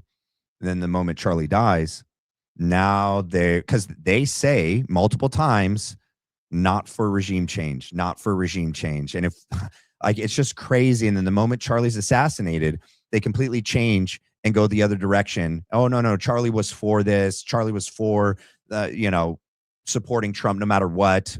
No, not at all. You have to remember there's some people that explicitly go into politics because of war. That they love war so much that they go in. And again, there's some really great people who serve in our military who become. Look at that. Game on, pray for Israel. This is TPUSA now. War is their whole life. They've lived it. It's been part of it. That's why they go in, is to use what they've learned to be helpful. And there's others that go in and that have made significant sums of money from the concept of war. And there's lots of people who love it. And so I guess the question is, Jack, the escalatory response here, what could Iran do if they go all out to try to respond to Israel? And will they loop the United States or Saudi Arabia into that? Well, yeah, Charlie, like I said, in any military scenario, your assessment, you want to usually create two, most likely and most dangerous. So I said earlier that the most likely course of action will be strikes on Israel's military, strikes on the Air Force bases that conducted this attack. Again, attempted strikes. We'll see if Israel is able to counter that. And now, as we're learning more about these strikes on Iranian leadership, well, I'm sure. My bad. I understand the difference. This is when Israel struck Iran. I think this is in July. No, this is in June. And then the one that we played yesterday or 2 days ago, let me see, is when we struck their sites on June 21st, 2025, when we struck, or wait, no, because they did just say we did the strikes on here too. What was the date then that we actually did the strikes on? Breaking news, strikes by Israel against the facilities in Iran. I'll have to look that up and see what the difference was from the 12th and the 21st. But the reason why we're listening to this is because of their positions. Sure that Iran's generals and the leaders of their the IRGC as well as the mullahs, they're probably going to be calling for strikes on Israeli leadership as well, to I would say including the Knesset building itself, where Speaker Johnson is supposed to be speaking himself in just 10 days. That again depends on the level of this opening salvo and whether or not there are more waves of strikes planned. Fighters traveling Mach 2 would take about 45 minutes to reach Tehran from Tel Aviv. And so you need about 45 minutes to an hour between salvos. So we'll know pretty soon here, since the first round of strikes was about 1 hour ago. If there's another round of strikes taking place tonight, we'll know that pretty soon. It should be occurring. And so if they want to go further than that, of course, hitting Israeli energy infrastructure, hitting. Okay, so wait, hold on. Let me read this. Always be true. Good to see you. It says, are they all suffering from amnesia at the same time? This is insane. They don't know that those videos exist. Please remind them, spread those clips. Yeah, it's going to get worse too. Wait till you hear, like, they're going to be very, very clear. And then they play a clip of BB. It's nuts. It's really nuts. And so what I just looked up was the strikes that occurred on June 12th fell during an interim ceasefire between the U.S. and Iran. The day saw localized, this on June 12th, 2025, localized unrest rather than major military strikes.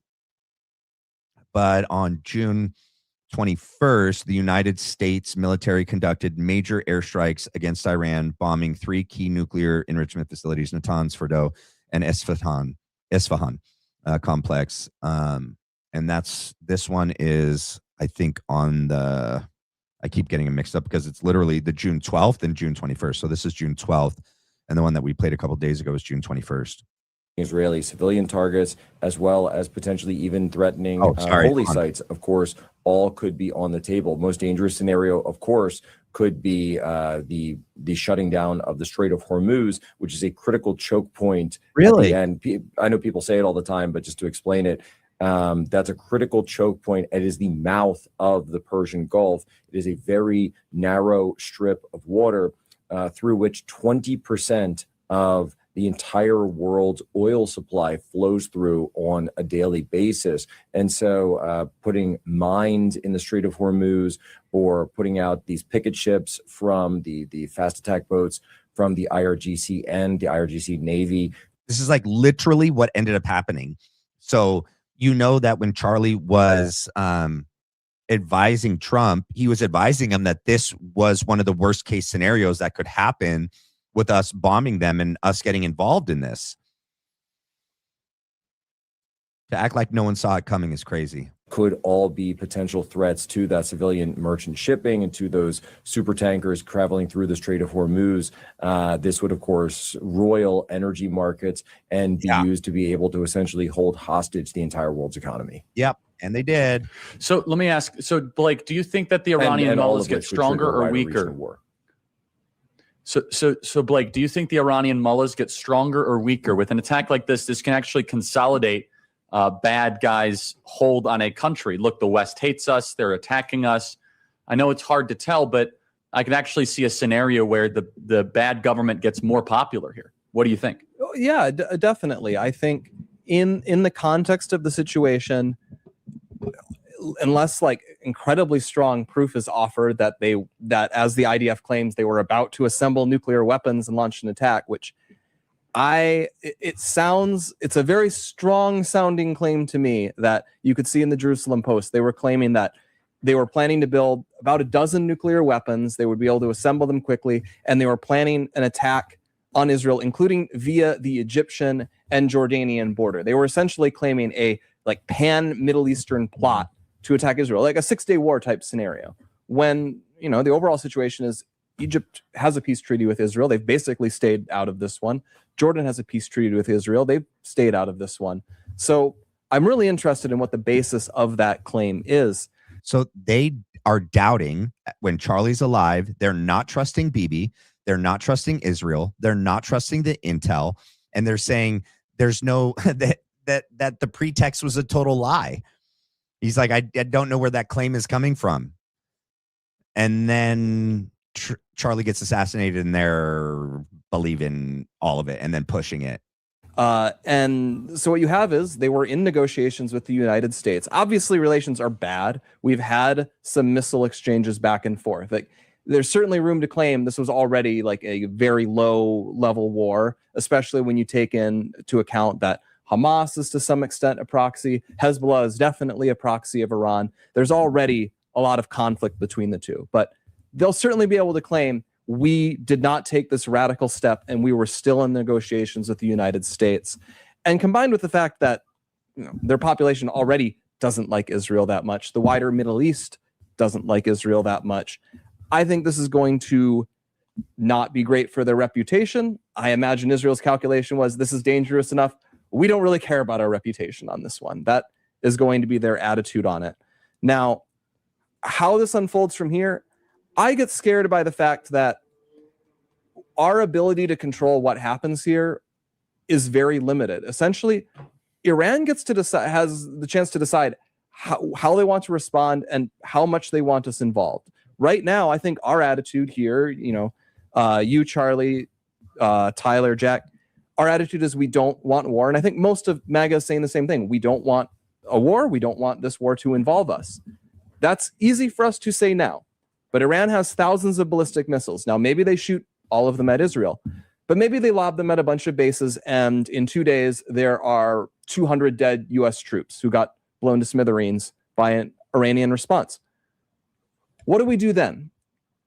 Truthfully, what do we do then? Like, people are going to be outraged. And hundreds of U.S. troops are dead. What do we do?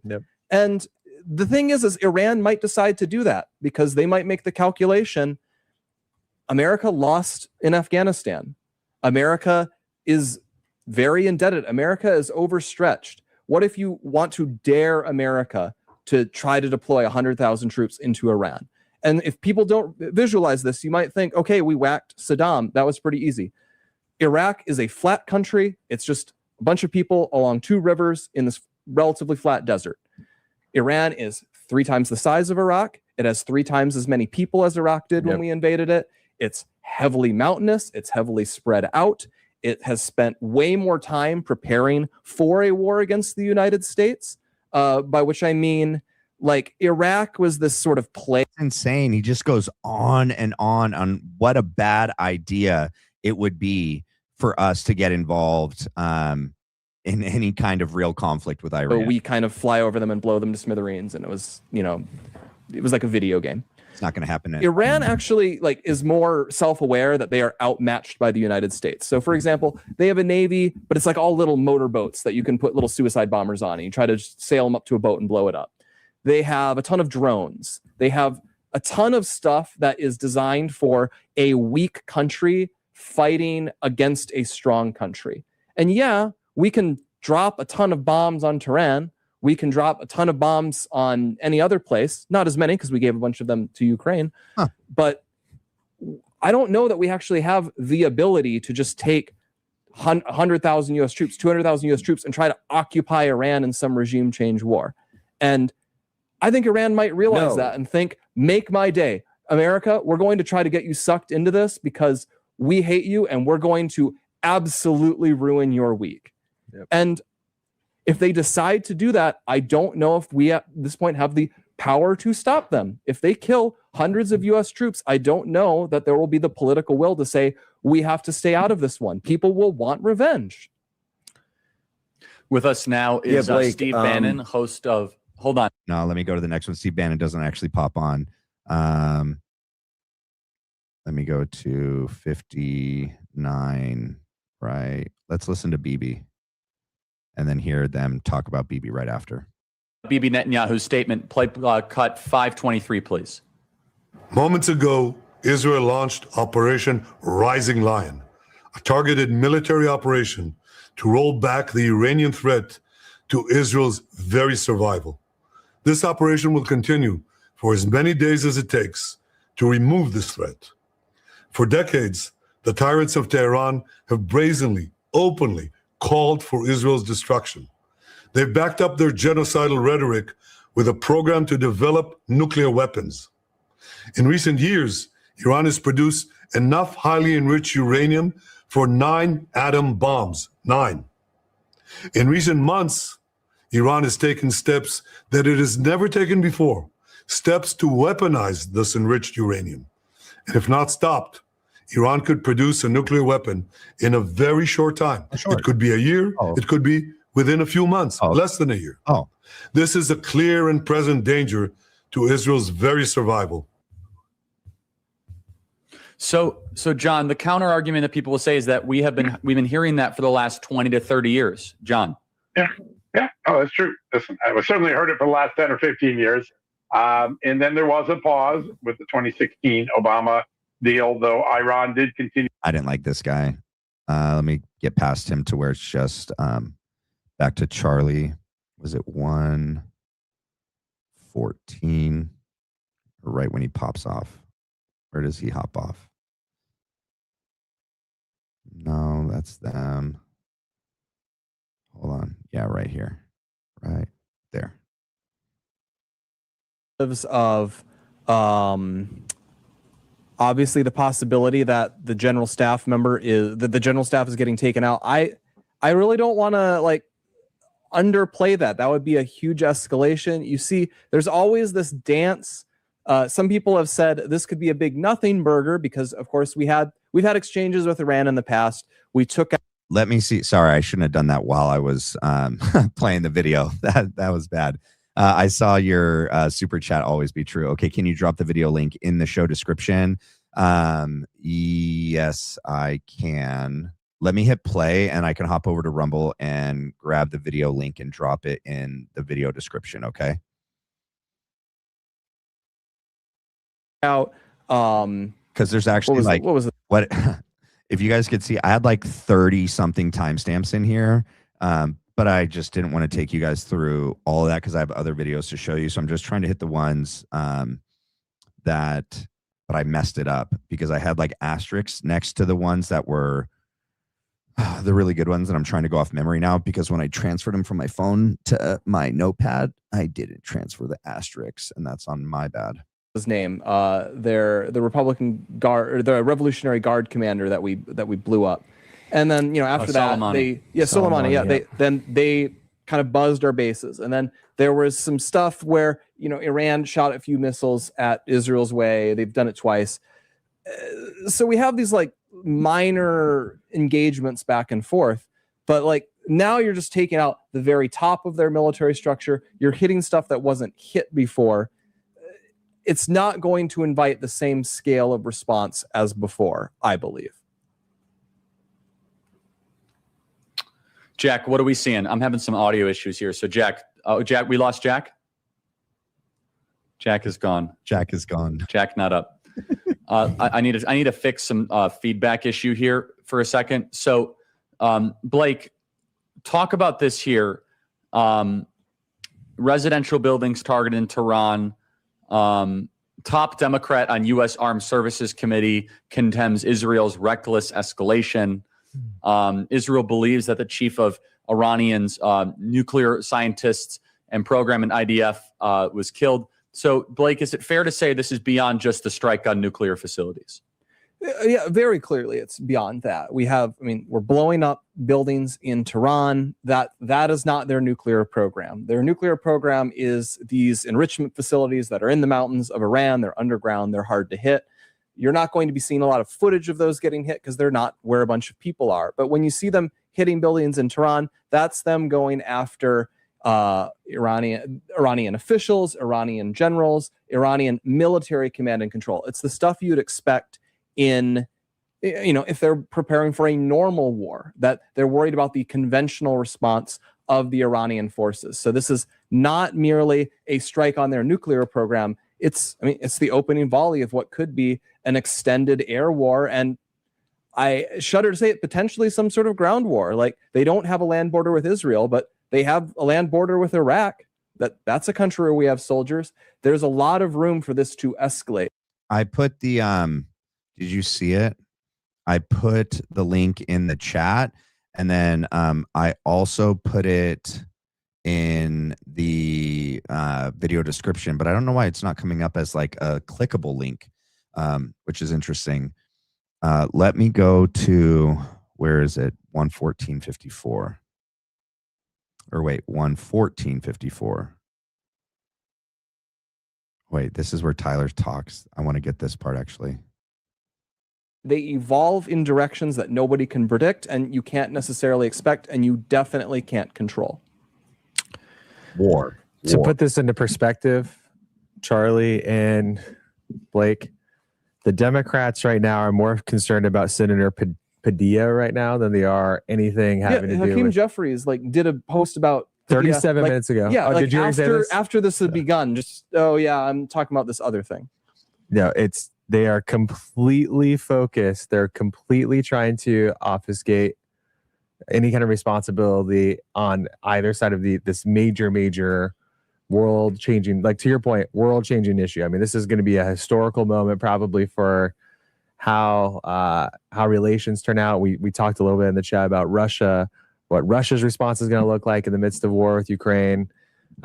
It's going to be a very interesting moment that happens now where things have to move, dominoes have to fall, and the Democrats, the best they can do, the best they can. All right, he hates on the Democrats. Let me go to the next part when he's to give their response, and they clearly don't have one, and that's bad for America, because what the Democrats are doing is they're posturing. All right, it is to politicize whatever the result.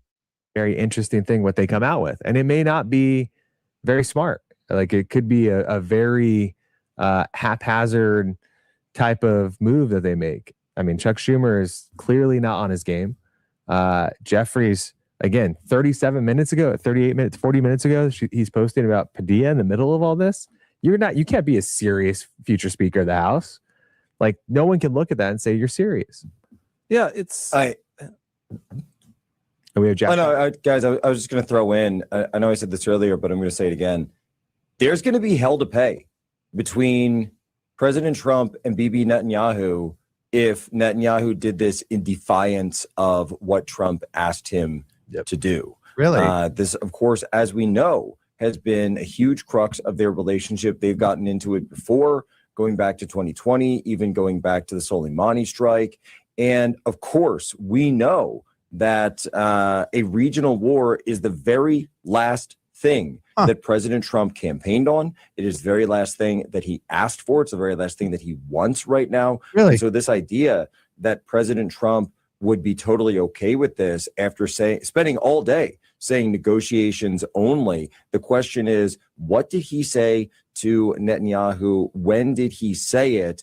And of course, what's he going to come back and respond? And of course, if Israel does, and obviously this has gone beyond just a strike on nuclear facilities at this point. And if Iran does retaliate by raining missiles down on Israel, then will the U.S. be drawn in? And that's the bigger question here. Will the U.S., with the 40 to 50,000 U.S. military personnel, the carrier strike groups, the Red Sea, the Strait of Hormuz, the bombers down in Diego Garcia, all the rest of this, are they going to be sucked in? Is the United States about to be sucked into yet another war in the Middle East? Yes. Because that's exactly the opposite of what I campaigned for, what President Trump campaigned for back in Pennsylvania and Michigan and Wisconsin. And I was with him in all of those states. And I don't think the people of those rallies were campaigning for a wider regional war in the Middle East. I thought you said that we had to support Trump.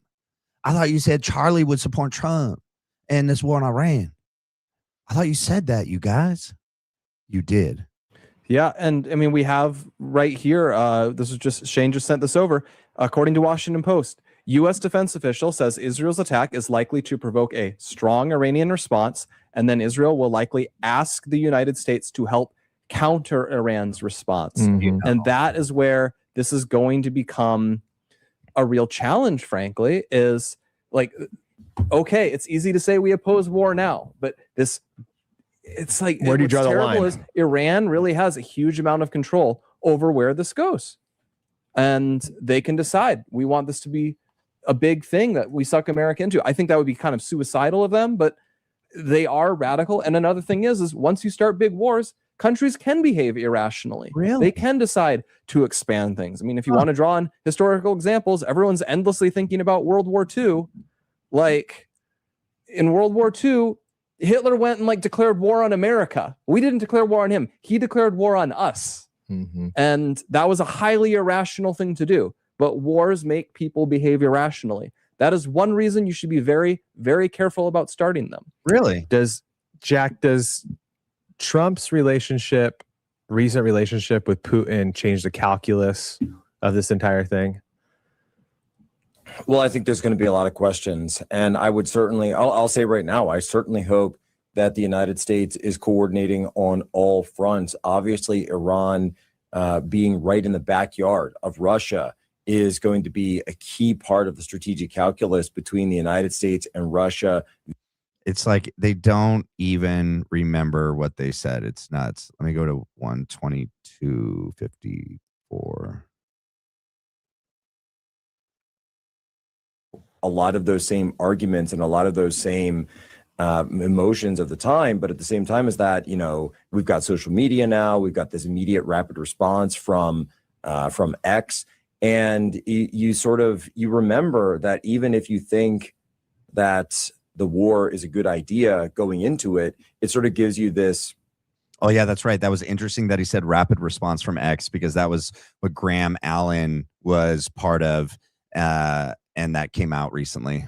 This overarching look where you have the ability to think, you know, secondary effects, tertiary effects, those could potentially be far worse and far wider reaching than anything that came before. And how do we know about this? Well, we have the history of the Iraq War and the history of the global war on terror, recent history, even with the fall of Kabul, that we can point to and say, yeah, this went really, really wrong, even though we thought these were great ideas going into it. And just for Tyler and Blake, I didn't know if you guys had any reflections, or if it just for me, I keep feeling like it's very similar to that. It is. Yeah, well, my thought is, if I think about how it feels different from then, I mean, certainly the right is totally different. The right was in a very rah mood. And let me go to Charlie. Preemptively, this is one of the largest preemptive strikes that we have. Okay, guys, here we are. Can you hear me okay? Everyone good? Yes, we can hear you, Charlie. You can hear me? Great. Okay, so it looks like the second round of attack is happening. Everybody, hello. If you are just tuning in, it looks like it is escalating even further. Israel has decided to strike Iran preemptively. This is one of the largest preemptive strikes that we have seen between any two sovereign countries in quite some time. And this has huge American domestic political implications. I'm going to make a prediction right now. These kind of no kings protests that we're seeing this weekend, they're going to be hijacked by all the pro-Hamas stuff. We're going to have all intersectionality back in the streets. Iran State TV says, quote, unconfirmed reports say that Israel has martyred Iranian Revolutionary Guard Chief Salami. That is from Iranian State TV. And so this is now going to have major American domestic implications. Questions of, should we continue to finance Israel? Should we continue to sell armaments? And as you very well know, I'm very pro-Israel on this show. I'm just simply interpreting the political dynamics here. And I could tell you right now that the audience, you guys, freedom@charliekirk.com, are not thrilled with this situation at all. Nope. And so right now, Mike Pence is saying, quote, Iran must never have a nuclear weapon. We must support the United States with information and with resources. So the question is also, I think fundamentally at its core, how does the America First foreign policy doctrine and foreign policy agenda, let's just say, stay consistent with this? This right now is going to cause, I think, a major schism in the MAGA online community. We're not seeing that yet, though, right, Tyler? I mean, I'm seeing it a little bit in my X feed. Yeah, you are. But Tyler, it seems, I don't want to say over. It's somewhat unified, but what are we seeing so far in the right wing community? It's still early. I mean, it's still early. But so far, I mean, we were talking about this because things are happening very rapidly in real time. And we know war is such a hotly debated topic, particularly in kind of the new right, what we call it, like the MAGA movement. I like the new right we talk about all the time, which is very anti-war. So you have a lot of millennials who voted in record numbers for Donald Trump this last election, who were kind of raised under that anti-Bush. Remember, Liz Cheney, the Bushes all endorsed against President Trump, basically twice in a row. And they lost big time because the right has shifted so far into the anti-war space. So this is a huge deal. But yeah, I think right now you're seeing a lot of people really happy with the response from President Trump's team, from Marco Rubio, his statement they put out there. I think that was a brilliant thing to do to make sure that was so stupid. How were these generals so exposed? I mean, we're still... All right, that was the it for there. Let's go to this. And then I got a couple other clips. Where are we at? Let me make sure I'm caught up on everything we still have. All right, cool. If you guys haven't done so already, please do me a favor and hit the like and the subscribe. It is the best way to help support the channel. Thank you. All right, so this is the clip of Erika just days after the assassination that we didn't get to finish the other day. Glory all to God on that front, and I just am excited. It's weird to say excited, but it's also very surreal to say it because I know that God will use all of this in a way that will glorify him, further Charlie's legacy, and Charlie's up in heaven just having... He's rooting us on. I know that. He's not rooting you on, you guys. Let's see. What is the date of this one? September 26th. I don't think it is that far after. That might have been when they reposted it. Because she said this was just like days after she did the address to the nation in Charlie's office where she's standing in her white suit. So rooting us on. Yeah. I know. I want to ask you just a little bit about, because this is something we wrestled with, the social accounts. And I'll never forget when you looked at me and you were like, Andrew, he cared so much about building those up. I'm not letting those die. And I just remember being like, yes, thank you. I needed to hear that because it is a little awkward. Now we're not going to use it for random stuff, but for very specific things. For his voice, for things he cared about, for movements he cared about, for causes he cared about, those socials. And also, too, to support Turning Point USA, to be the barometer of what's going on, to be the pulse point. Again, we're not going to be posting, I went for a walk today. No, we are using. It is so insane that she's literally talking about her husband, right? She's talking about posting from Charlie's social account as Charlie, which means in her mind, she has to be visualizing when she says go for a walk. She has to be visualizing Charlie going for a walk. This is just 16 days. If it's posted on the 26th, 16 days after the assassination, and she's talking about Charlie in the past tense, it's years ago, years and years ago. There's no emotional connection to what she's saying and Charlie.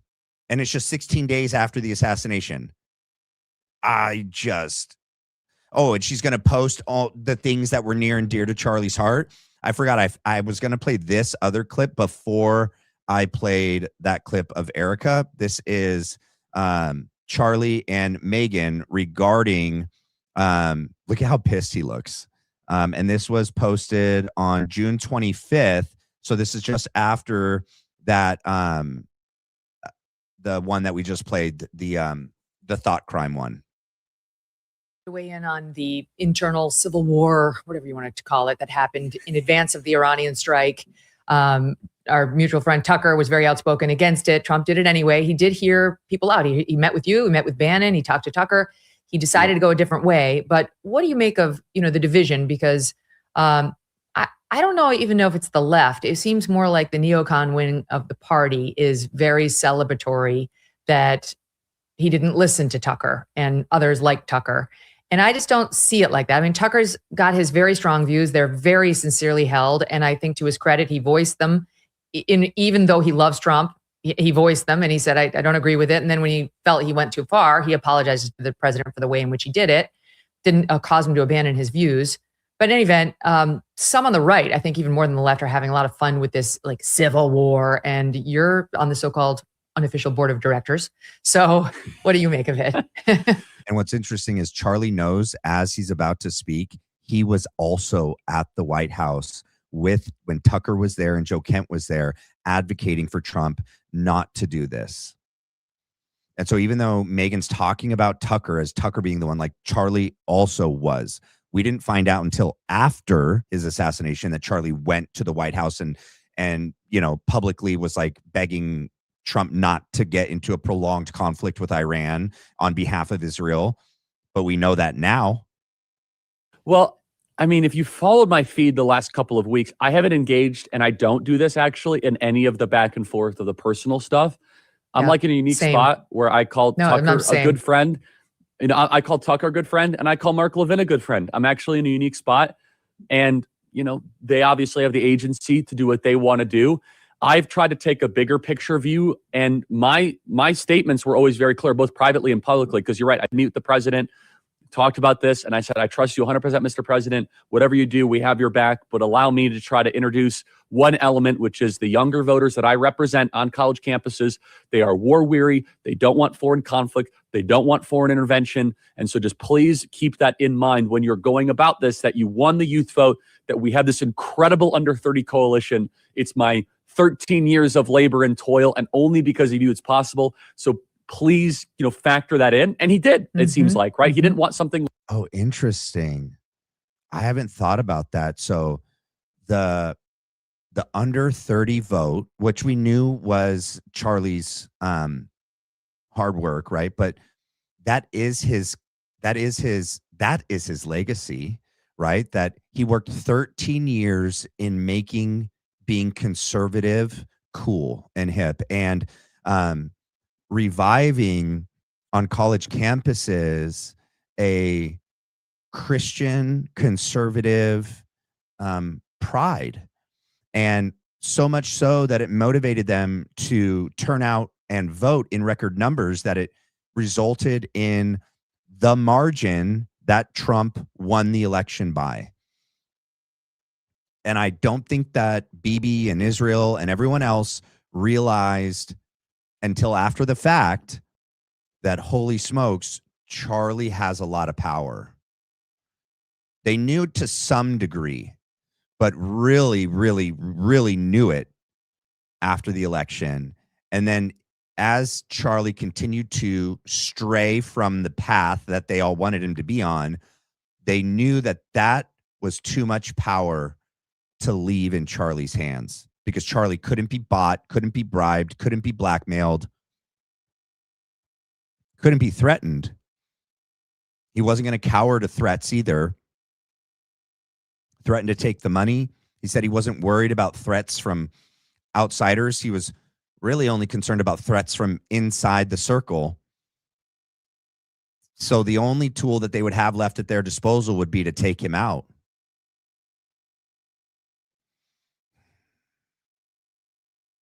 It's pretty sad. All right, let's go back here, because let's hear what Erika had to say. Using his socials in a way that will continue to honor his legacy. He poured so much time into building those, not from a vain or vanity standpoint or look at me. That's never why he built those. That he built those because he knew that being a voice for the Lord and being a voice for everything that is good and beautiful in this world, and also, yes, the youth, he used that as the North Star, and we will continue that. Yeah. And it'll be done tastefully. It will be done tastefully. That's such a weird way to describe carrying on someone's legacy. Tastefully. It's going to be tasteful.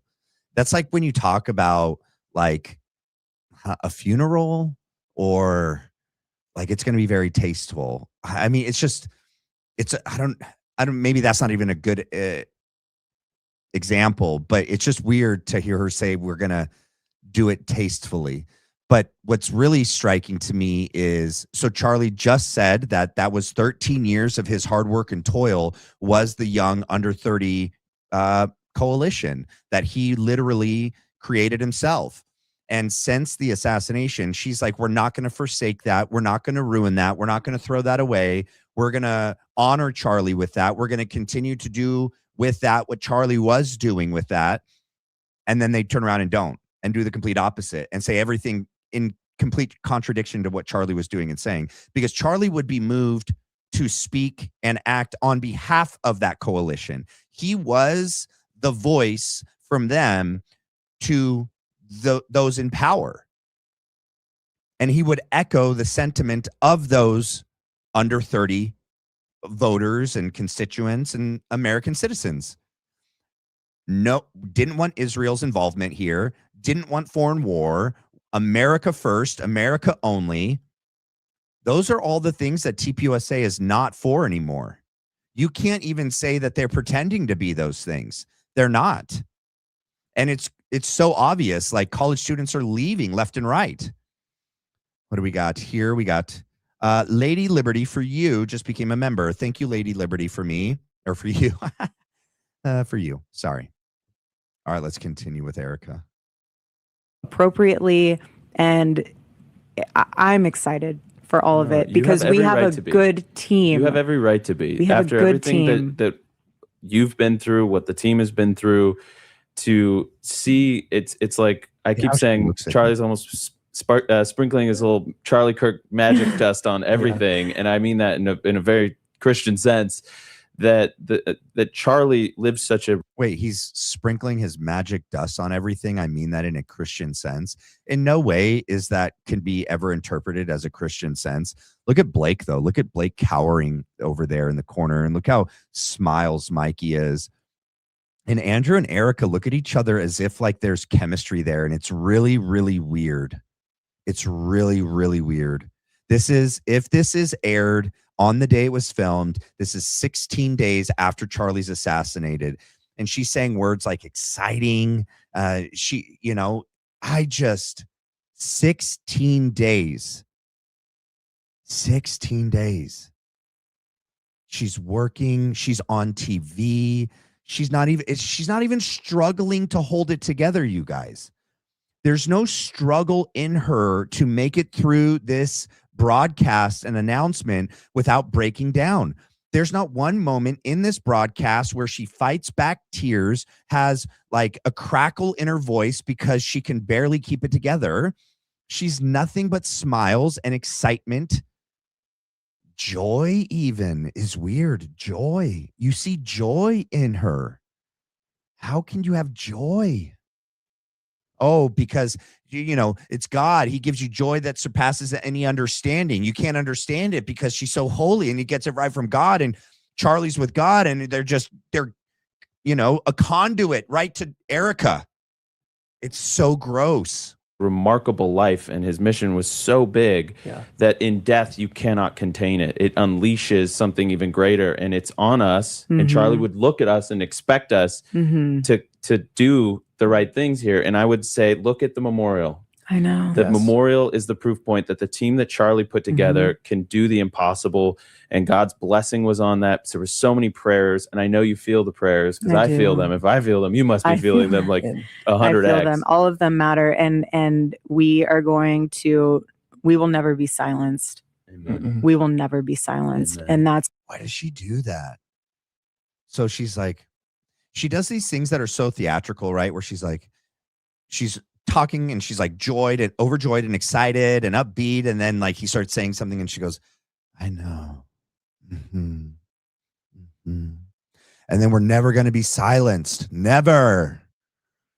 I don't know, these swings, these like emotions, none that you would see from a grieving widow 16 days after. That's why continuing his platform in a beautiful, honorable way will reinforce that we will never be silenced. So we have gotten so many questions about these little toys, the puppets, and what they are. Figurines. We of course know what they are, but why don't you tell the audience what they So are? every day when Charlie would go into the office, he would see our daughter and she would just be playing and she would look at him. She watched the show every day. Every day. She couldn't email, but this was her version of emailing. Every day she'd watch the show. And she did it because Daddy would take the item that she gave to him and have it on the show with him. And sometimes he would say, like, this is the item that my daughter gave me. Sometimes he wouldn't, just to see if she was really watching. And so when he would come home, she would be like, Daddy, I saw the puppet on the show today. Daddy, I saw the moose on the show today. Daddy, you brought baby Buff on the show today. Like, so that was their little connection point of, and he loved it too, because it was a little piece of her that he could have with her on the show. But those little moments of and I loved it connection. too, because and she's not crying while holding it. I forgot she says something here as well. Hopefully we didn't pass it actually, and I missed it. I missed to point it out. Let me see. She says the same thing, that she was home every day with Gigi, not at work, like she said at that education academy, TPUSA Education Academy, where she's like sitting in that chair with across from Huts. Yeah, I know everybody's name. I was going to work every day. Charlie had me locked in. I knew everything. He was just transmuting all the CEO stuff day to day. There was no learning curve, none, because he had taught me everything in 2 days. Give me a break, Erika. How do you not remember what you just said on September 26th? Which I find fascinating. I mean, obviously the whole overarching thing here is don't judge other people. But if you're don't judge other people, guys. At home with your kids full time, but you used to be working and now you're at home, sometimes you feel that guilt, and you might not, but sometimes some people feel that guilt. Some moms feel the guilt of, I'm not providing, I'm not helping to provide for my family, I'm not bringing in a paycheck, your husband in your situation is so blessed that you don't have to. That's beautiful. Like, your ministry, your focus, your work are your children. And there's nothing more beautiful than that, than pouring into the future generation and to pour into your babies, teach them about Jesus. I can't tell you what happens to me, besides turning into a puddle, when I hear Gigi sing Jesus Loves Me. Okay, sorry. So I know I'm behind. I don't know why it did that. It's going to catch up to where we were. Sorry.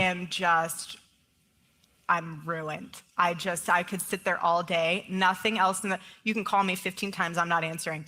When you are a part of you're a part of your kid's testimony. How cool is that? Like, you are the one who gets to teach your babies about Jesus.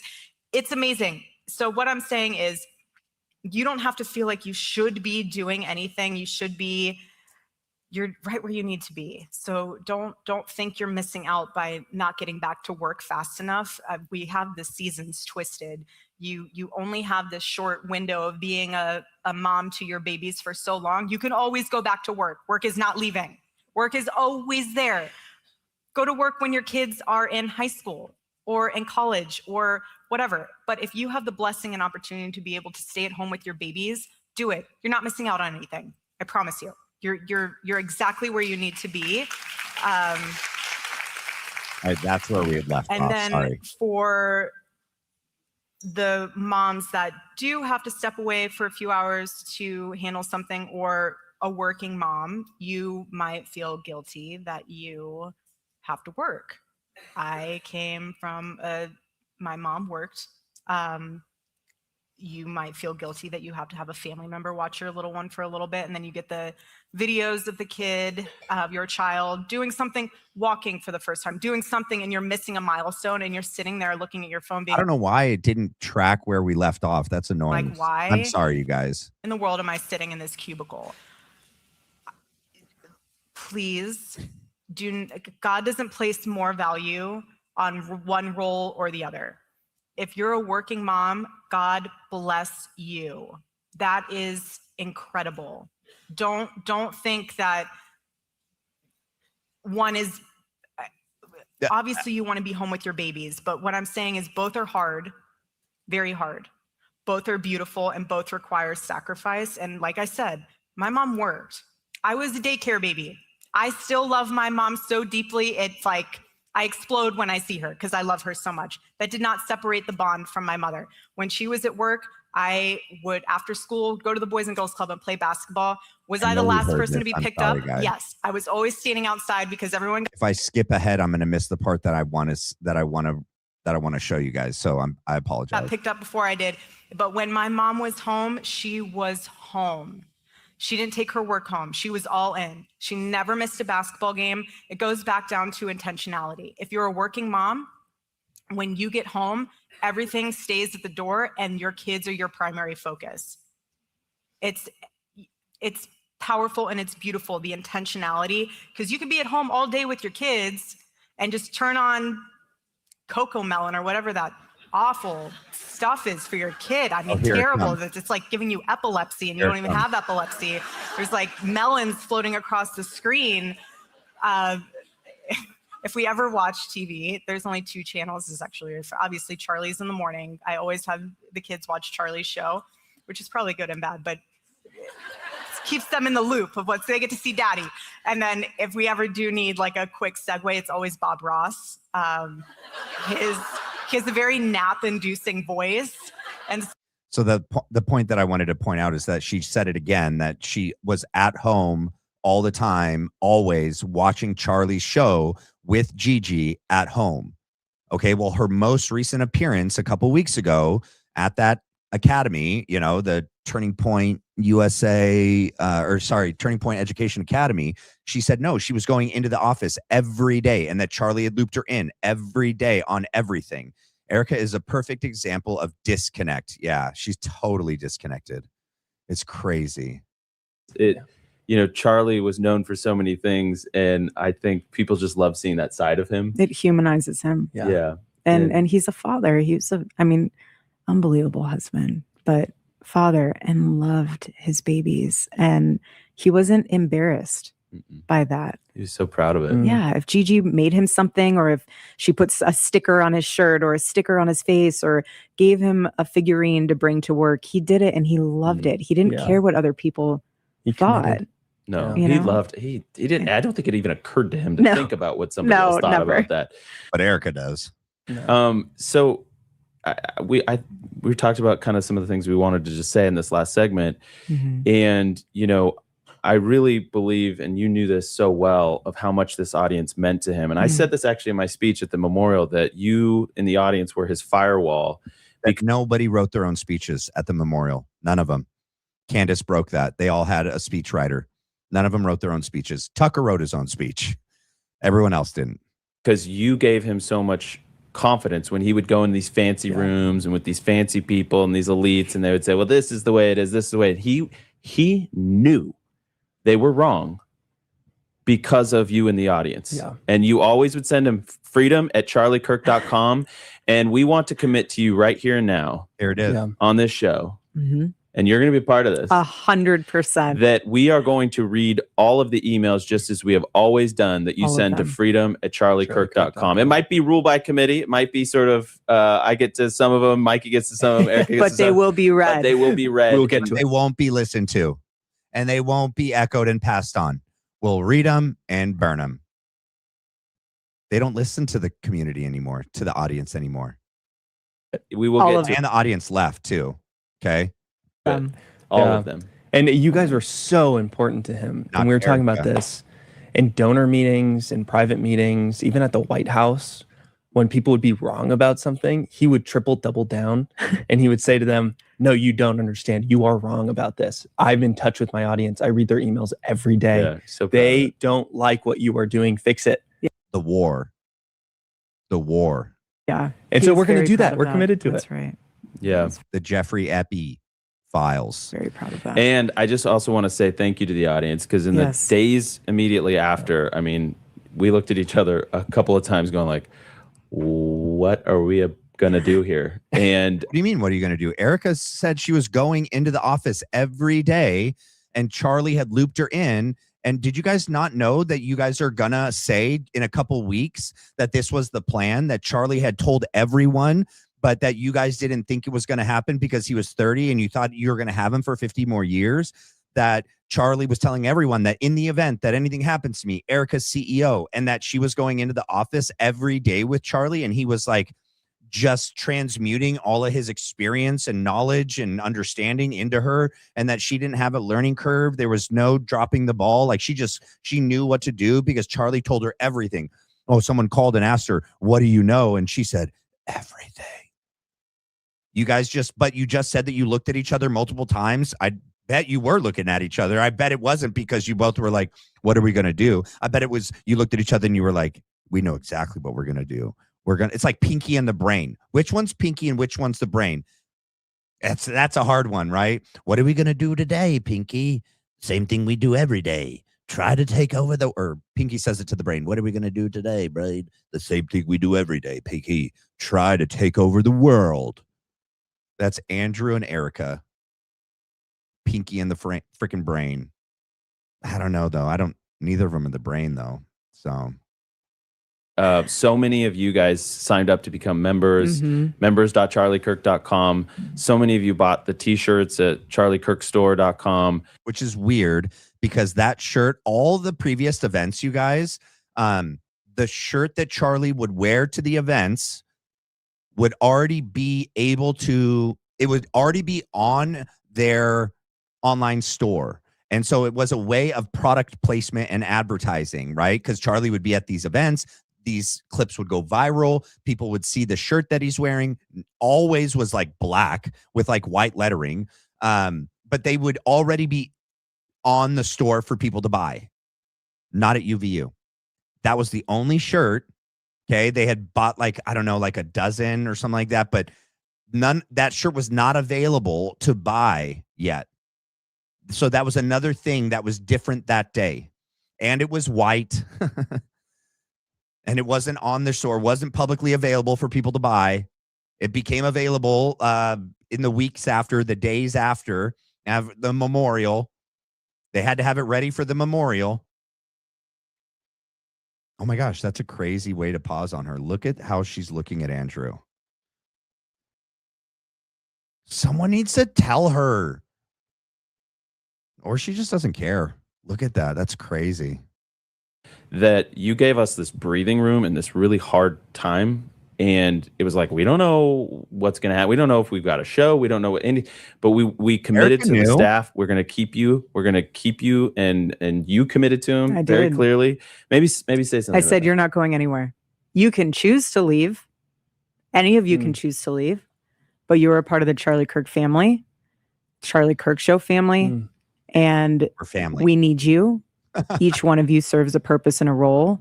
And again, if the enemy tries to come in and divide, you'll be able to see that very clearly.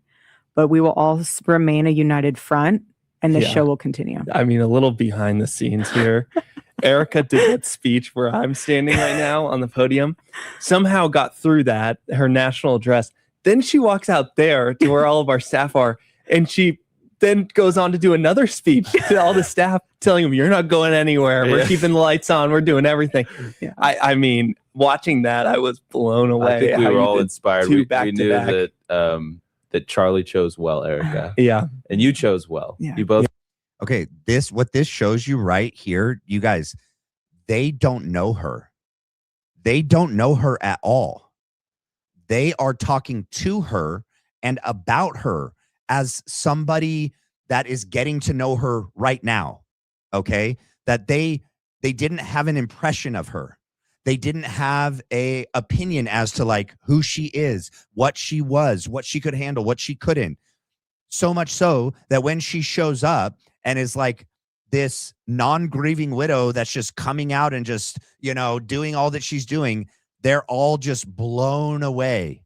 And time again, they contradict themselves because we've heard them say multiple times they didn't really know who Erika was personally. They didn't know that she was related to the Lombardis. They didn't know anything about her until after the assassination. But then Erika comes months later because she thinks everyone has the amnesia that she has, and then can say, no, I was going to the office every day. I was taking the kids every day, except for the one day a week where Gigi had her dance class. But every other day we were there. I was working. I knew everyone's names. Hutz, I know Hutz's name. I know where he is, where he works. I know his family. I know everything. I was so tapped in. Charlie had me so tapped in. No, watch how they're all talking to her. They don't know her at all. They're all lying.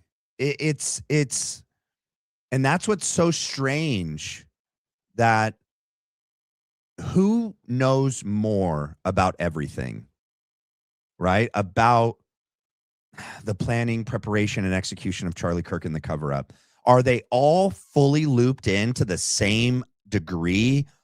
I have a feeling that like Andrew and Erika are looped into the same degree, but that Blake and Mikey are looped into a very different, lower degree.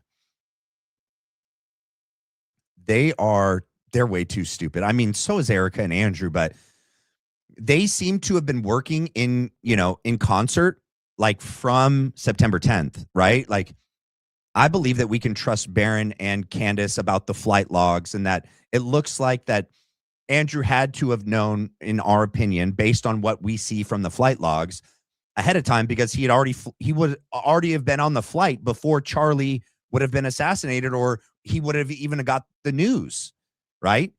And was already on his way to Arizona for that turnaround flight with Erika. And then they lie about who got the flights. Mikey got the flights. No, we found out Justin Strife actually is the one that booked all the flights. Well, when did they book the flights? That's also, they contradict themselves. And the timing of the booking of the flights and the timing of the flights. And then Erika and Andrew have this embrace on the tarmac. Erika waits for Andrew to fly in for an hour to land before rushing to the hospital to see her dead husband. That doesn't make sense. Then we find out that like Andrew's on the three-way call with the surgeon. Andrew and Erika seem to be a team more than everyone else is. That Andrew and Erika seem to be doing things together. And then Andrew throws Erika under the bus at times, and then Erika throws Andrew under the bus at times. And I think that's on purpose. Oh my gosh, I do think that, what do you guys think? I think that Andrew and Erika know more and probably participated more. Well, so Andrew, Erika, Tyler Bowyer, Terrell Farnsworth, at least knew more than Mikey and Blake. I still think Blake and Mikey knew stuff. I don't know what they knew, because like I can't excuse Blake and Mikey's behavior once the big bang went off, and their ability to just turn and walk away without ducking, without running, without screaming, without hiding, looking for cover, looking for where the shot came from, the bang came from. If there was multiple shooters, where the threat was, they just turn briskly and walk away. And Mikey didn't call Erika. He called his wife. Blake didn't call anyone but his mommy. Someone lit me up in the comments for making fun of him. It is weird for a 33-year-old man or 30-something-year-old man that in the moment of a situation where he supposedly thought he was going to die, that he calls his mommy. I'm not going to call my mom, bro. Even when I was like in the Marine Corps, like my mom's not my first call. What are you talking about? Before I was married, my mom's not my first call in my 20s. What are you talking about? That's just a weird thing. But so he calls his mommy. Mikey calls his wife instead of Erika. They lied to us about that call log. Then he three-ways Erika. Then he gets off that phone. We know that he calls his dad. He calls Jack Hibbs. And he calls J.D. Vance and Trump. But didn't call 911 anywhere in that. Didn't call 911 anywhere in that. Didn't call the hospital to let them know that they're coming. Okay. No, what she meant to say was she drove by the office every day. Hi, wave to daddy. Yeah, she wasn't in there. Give me a break, right? Erika Kolvet and I didn't mean to do that. Andrew Kolvet and Erika Franzve, the link, Fort Huachuca. I agree. Yeah. I definitely think they're linked. They're looped in more than anyone else. Like, obviously, I think Brian Harple and Dan Flood and the security team at least were looped in too, like all the way. They would have had to be. In my opinion, they would have had to be. And then Frank Turek. I mean, look at all the lies and the contradictions after the fact from those people. And I think what's also weird is we never hear from Dan. Like, we don't hear anything from Dan. And that's weird. And Dan doesn't get fired. Dan gets a raise and a promotion. Dan was Charlie Kirk's personal security team member. Brian Harple was TPUSA's security team leader. And like him and Dan created that company together. And they left from Schaefer Security Group and started it. And they underbid the other previous security team. But yeah, there's so much that I don't know. Yeah, it just doesn't make sense. Hold on, let's hear what they have to say, and then we'll shows well. And the world is seeing your love affair in a new way. So final seconds to you. I just am very proud of all of you. I'm grateful for all of you. I'm grateful for the audience, and I'm really looking forward to how this show is going to continue to be blessed and continue to be a voice for all of Charlie's causes and continue to just empower and enhance the legacy of my husband. And I'm just so grateful. What was interesting is at the end, they link so this is Andrew Kolvet's personal YouTube. And then he's in these are his personal channel videos. Such a scumbag, you know? Let me pull this up and let me go to the timestamp that I have. Oh, whoa. Hopefully that doesn't ding me. I know I didn't share it yet. Hold on. Let me find the timestamp that I have. 10:55 to 11:33. 10:55. Right there. All right, it's up. Oh, let me tell you guys when this. So this is the Sage Steele show, and this was filmed a year ago, January 2nd, 2025. Okay. Tell moms that are in different seasons of life that, you know, their kids are older or whatever, like your kids watch everything. And when they see you being resilient and they see you being like, nope, you know what? Not today, Satan. Like God's on my side. We'll figure it out. We will figure it out. And to see that relentless faith is so special. And your kids see that, and they absorb it, and they will have that same chutzpah, if you will, when they get older. Thank God you had a mother who pushed through that. And other siblings? I have a stepbrother, and then I have an older half sister. Okay. Mm-hmm. Did we know that she has a step brother? Did you guys know that? I think we knew she had a half sister. Did you guys know that she has a step brother? I did not know that. Maybe you guys could throw it in the chat if you did know that. To 11:33. Okay, that's where it ended. All right, now let me go here, and I'm going to go to 27:58. Hold on. This is a Charlie Kirk clip. Okay. 27:50. Okay, we'll start here at 54. Did I already share it? Yes. Okay. And then let me just get something out of the way real quick before I do this. If you guys haven't done so already, please do me a favor and hit the like and the subscribe. It's the best way to help this channel and support this channel. Also, when we're all done in a little bit, when the video posts, it's if you could go over and just write a comment, just good job, good show, keep up the good work, whatever you guys want to write. It helps the algorithm, and it helps push the video to new people. And then you can also hype the video for free. Those are your free ways to help support the channel. All right. I had to get that out of the way. Oh, I didn't mean to hit that again. All right, let me go here. Charlie Kirk on Candace Owens. Turning point to help save the civilization. So let's go back to Candace. So Yes. where did you guys meet? How did the relationship grow? Did you guys bump heads in the beginning, or did you guys like each other? She'll tell you the story exactly the same. I met her at the David Horowitz Freedom Center. David Horowitz is amazing. He's a legend in the conservative movement.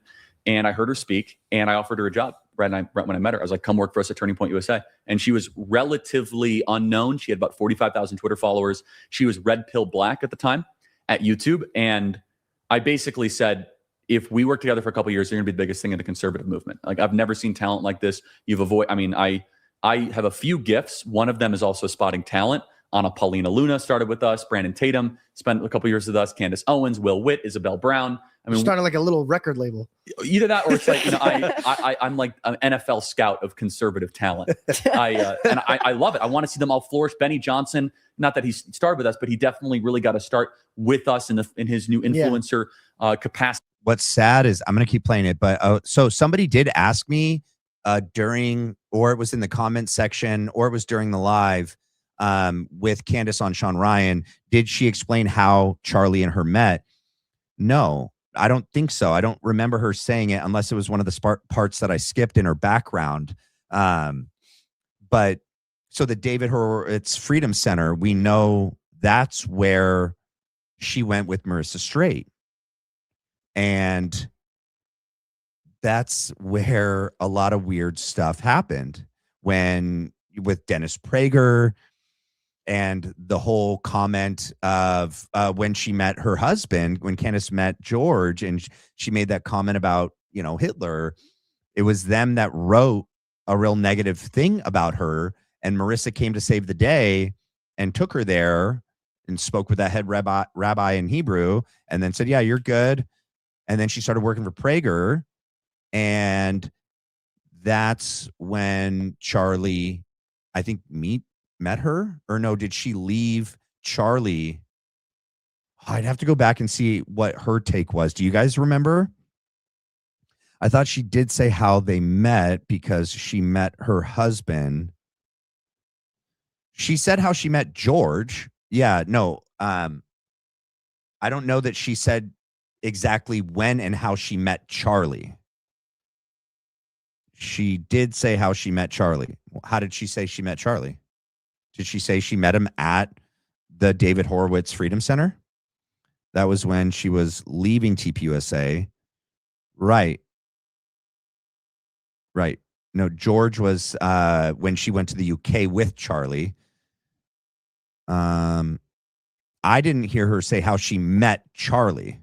But he's saying, so she said how she met Charlie. Can you say it? How did she meet Charlie? She said she met him at the Horowitz Freedom Center. Oh, she did. She echoed the same thing. Well, then the timing's funny. Was she just speaking there because I thought she went to the Freedom Center after TPUSA, because she was with Charlie when she met George. She was in the UK speaking at that event in the UK, said that thing about, what's his name? Hitler. And Charlie was getting a lot of backlash because she was with TPUSA at the time. And some of it was coming from the David Horowitz Center. She goes with Marissa Straight to the Horowitz Center with that rabbi. They fix it, and then she leaves. And she leaves TPUSA and is working with Marissa. Just remember that will use weapons. Oh, no. All right. That has nothing to do with it. Okay. Candace met George in the UK. Yes. With Charlie. Yes. All right. I think we're all. Okay. All right. Let me just continue. I don't know. I can go back and watch it and clarify if I'm confused. I'm sorry. And I love seeing them all succeed. It's one of the coolest things ever. I love it. I liked watching you and Candace debate. There was this, I wanted to cut it up to show you because I rewinded it and laughed so hard. Was I wearing the Leia's? Yes. Yeah. Okay. That was Where Hawaii. you're like, and then she was like talking and you're like whispering like your ideas too while she's going off. You're like, let me get the mic. I want to talk. And she's like, no, not right now. And you're like, okay, wait. Like, but like, it's like two best friends that are like, no, I'll all of you right now, all of you. And it was just so funny to watch. It looked like a Modern Family skit episode. It was really, really fun. And TPUSA took that video down. Go try and find it. Go try to find the full clip of Charlie Kirk and Candace Owens in Hawaii at the campus event where they're wearing leis, and you'll find 3 clips, 4-minute, 5-minute, and then I think an 8-minute one. And it's with this one chick and she's dropping F-bombs like every other word. And it's about race. Yeah. And that's it. That's the only thing you see. We don't get to see all of what George just explained was the amazing chemistry between Candace and Charlie. And I remember, because I watched it when it happened, like when they initially published it, you do get that impression. You get this impression that Candace and Charlie are like that. And no doubt TPUSA didn't want that out there. They've scrubbed a lot of the good content that was out there with Charlie and Candace together. And I think it was intentional. Yeah. Yeah.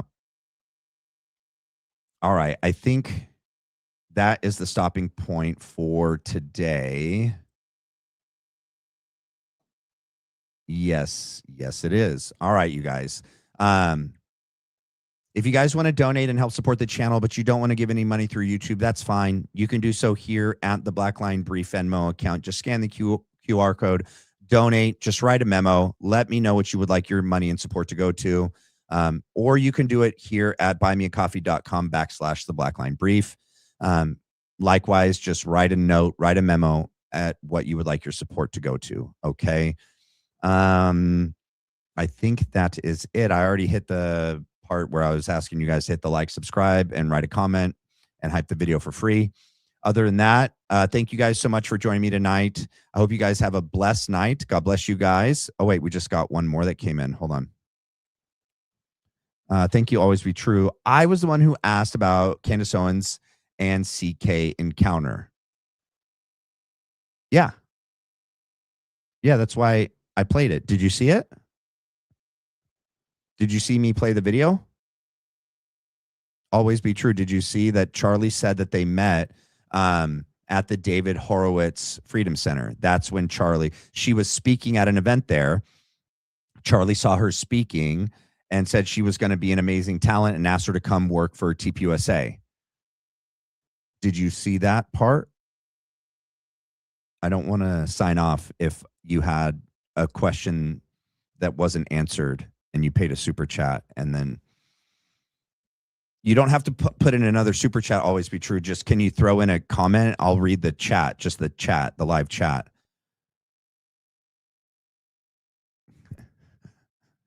I don't know what yes means. I think I asked too many questions back to back. Did I answer it all the way?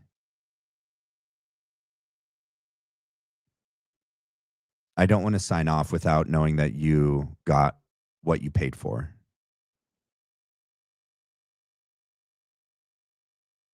High five, just Jessica. Okay, yes, you did get what you paid for. Okay, cool. All right, cool. Thanks. Yeah, no, I just want to make sure. I think there was one time when I signed off and didn't know that I'd like miss a super chat and somebody got like super mad. And I would never do that ever intentionally or like not answer a super chat. I take you guys very seriously. I take your time, your money very seriously. You guys pay to be heard. You want your statements to be heard and your questions answered. And I don't take that lightly. I really do appreciate all you guys and love you guys. This community means a lot to me. And it's growing, you guys. We are at 16,933 subscribers right now. We probably will be at 17,000 by the morning. That's been the the rate. So thank you to everyone. Love you guys. God bless you guys. Have a great night. I'll see you guys tomorrow.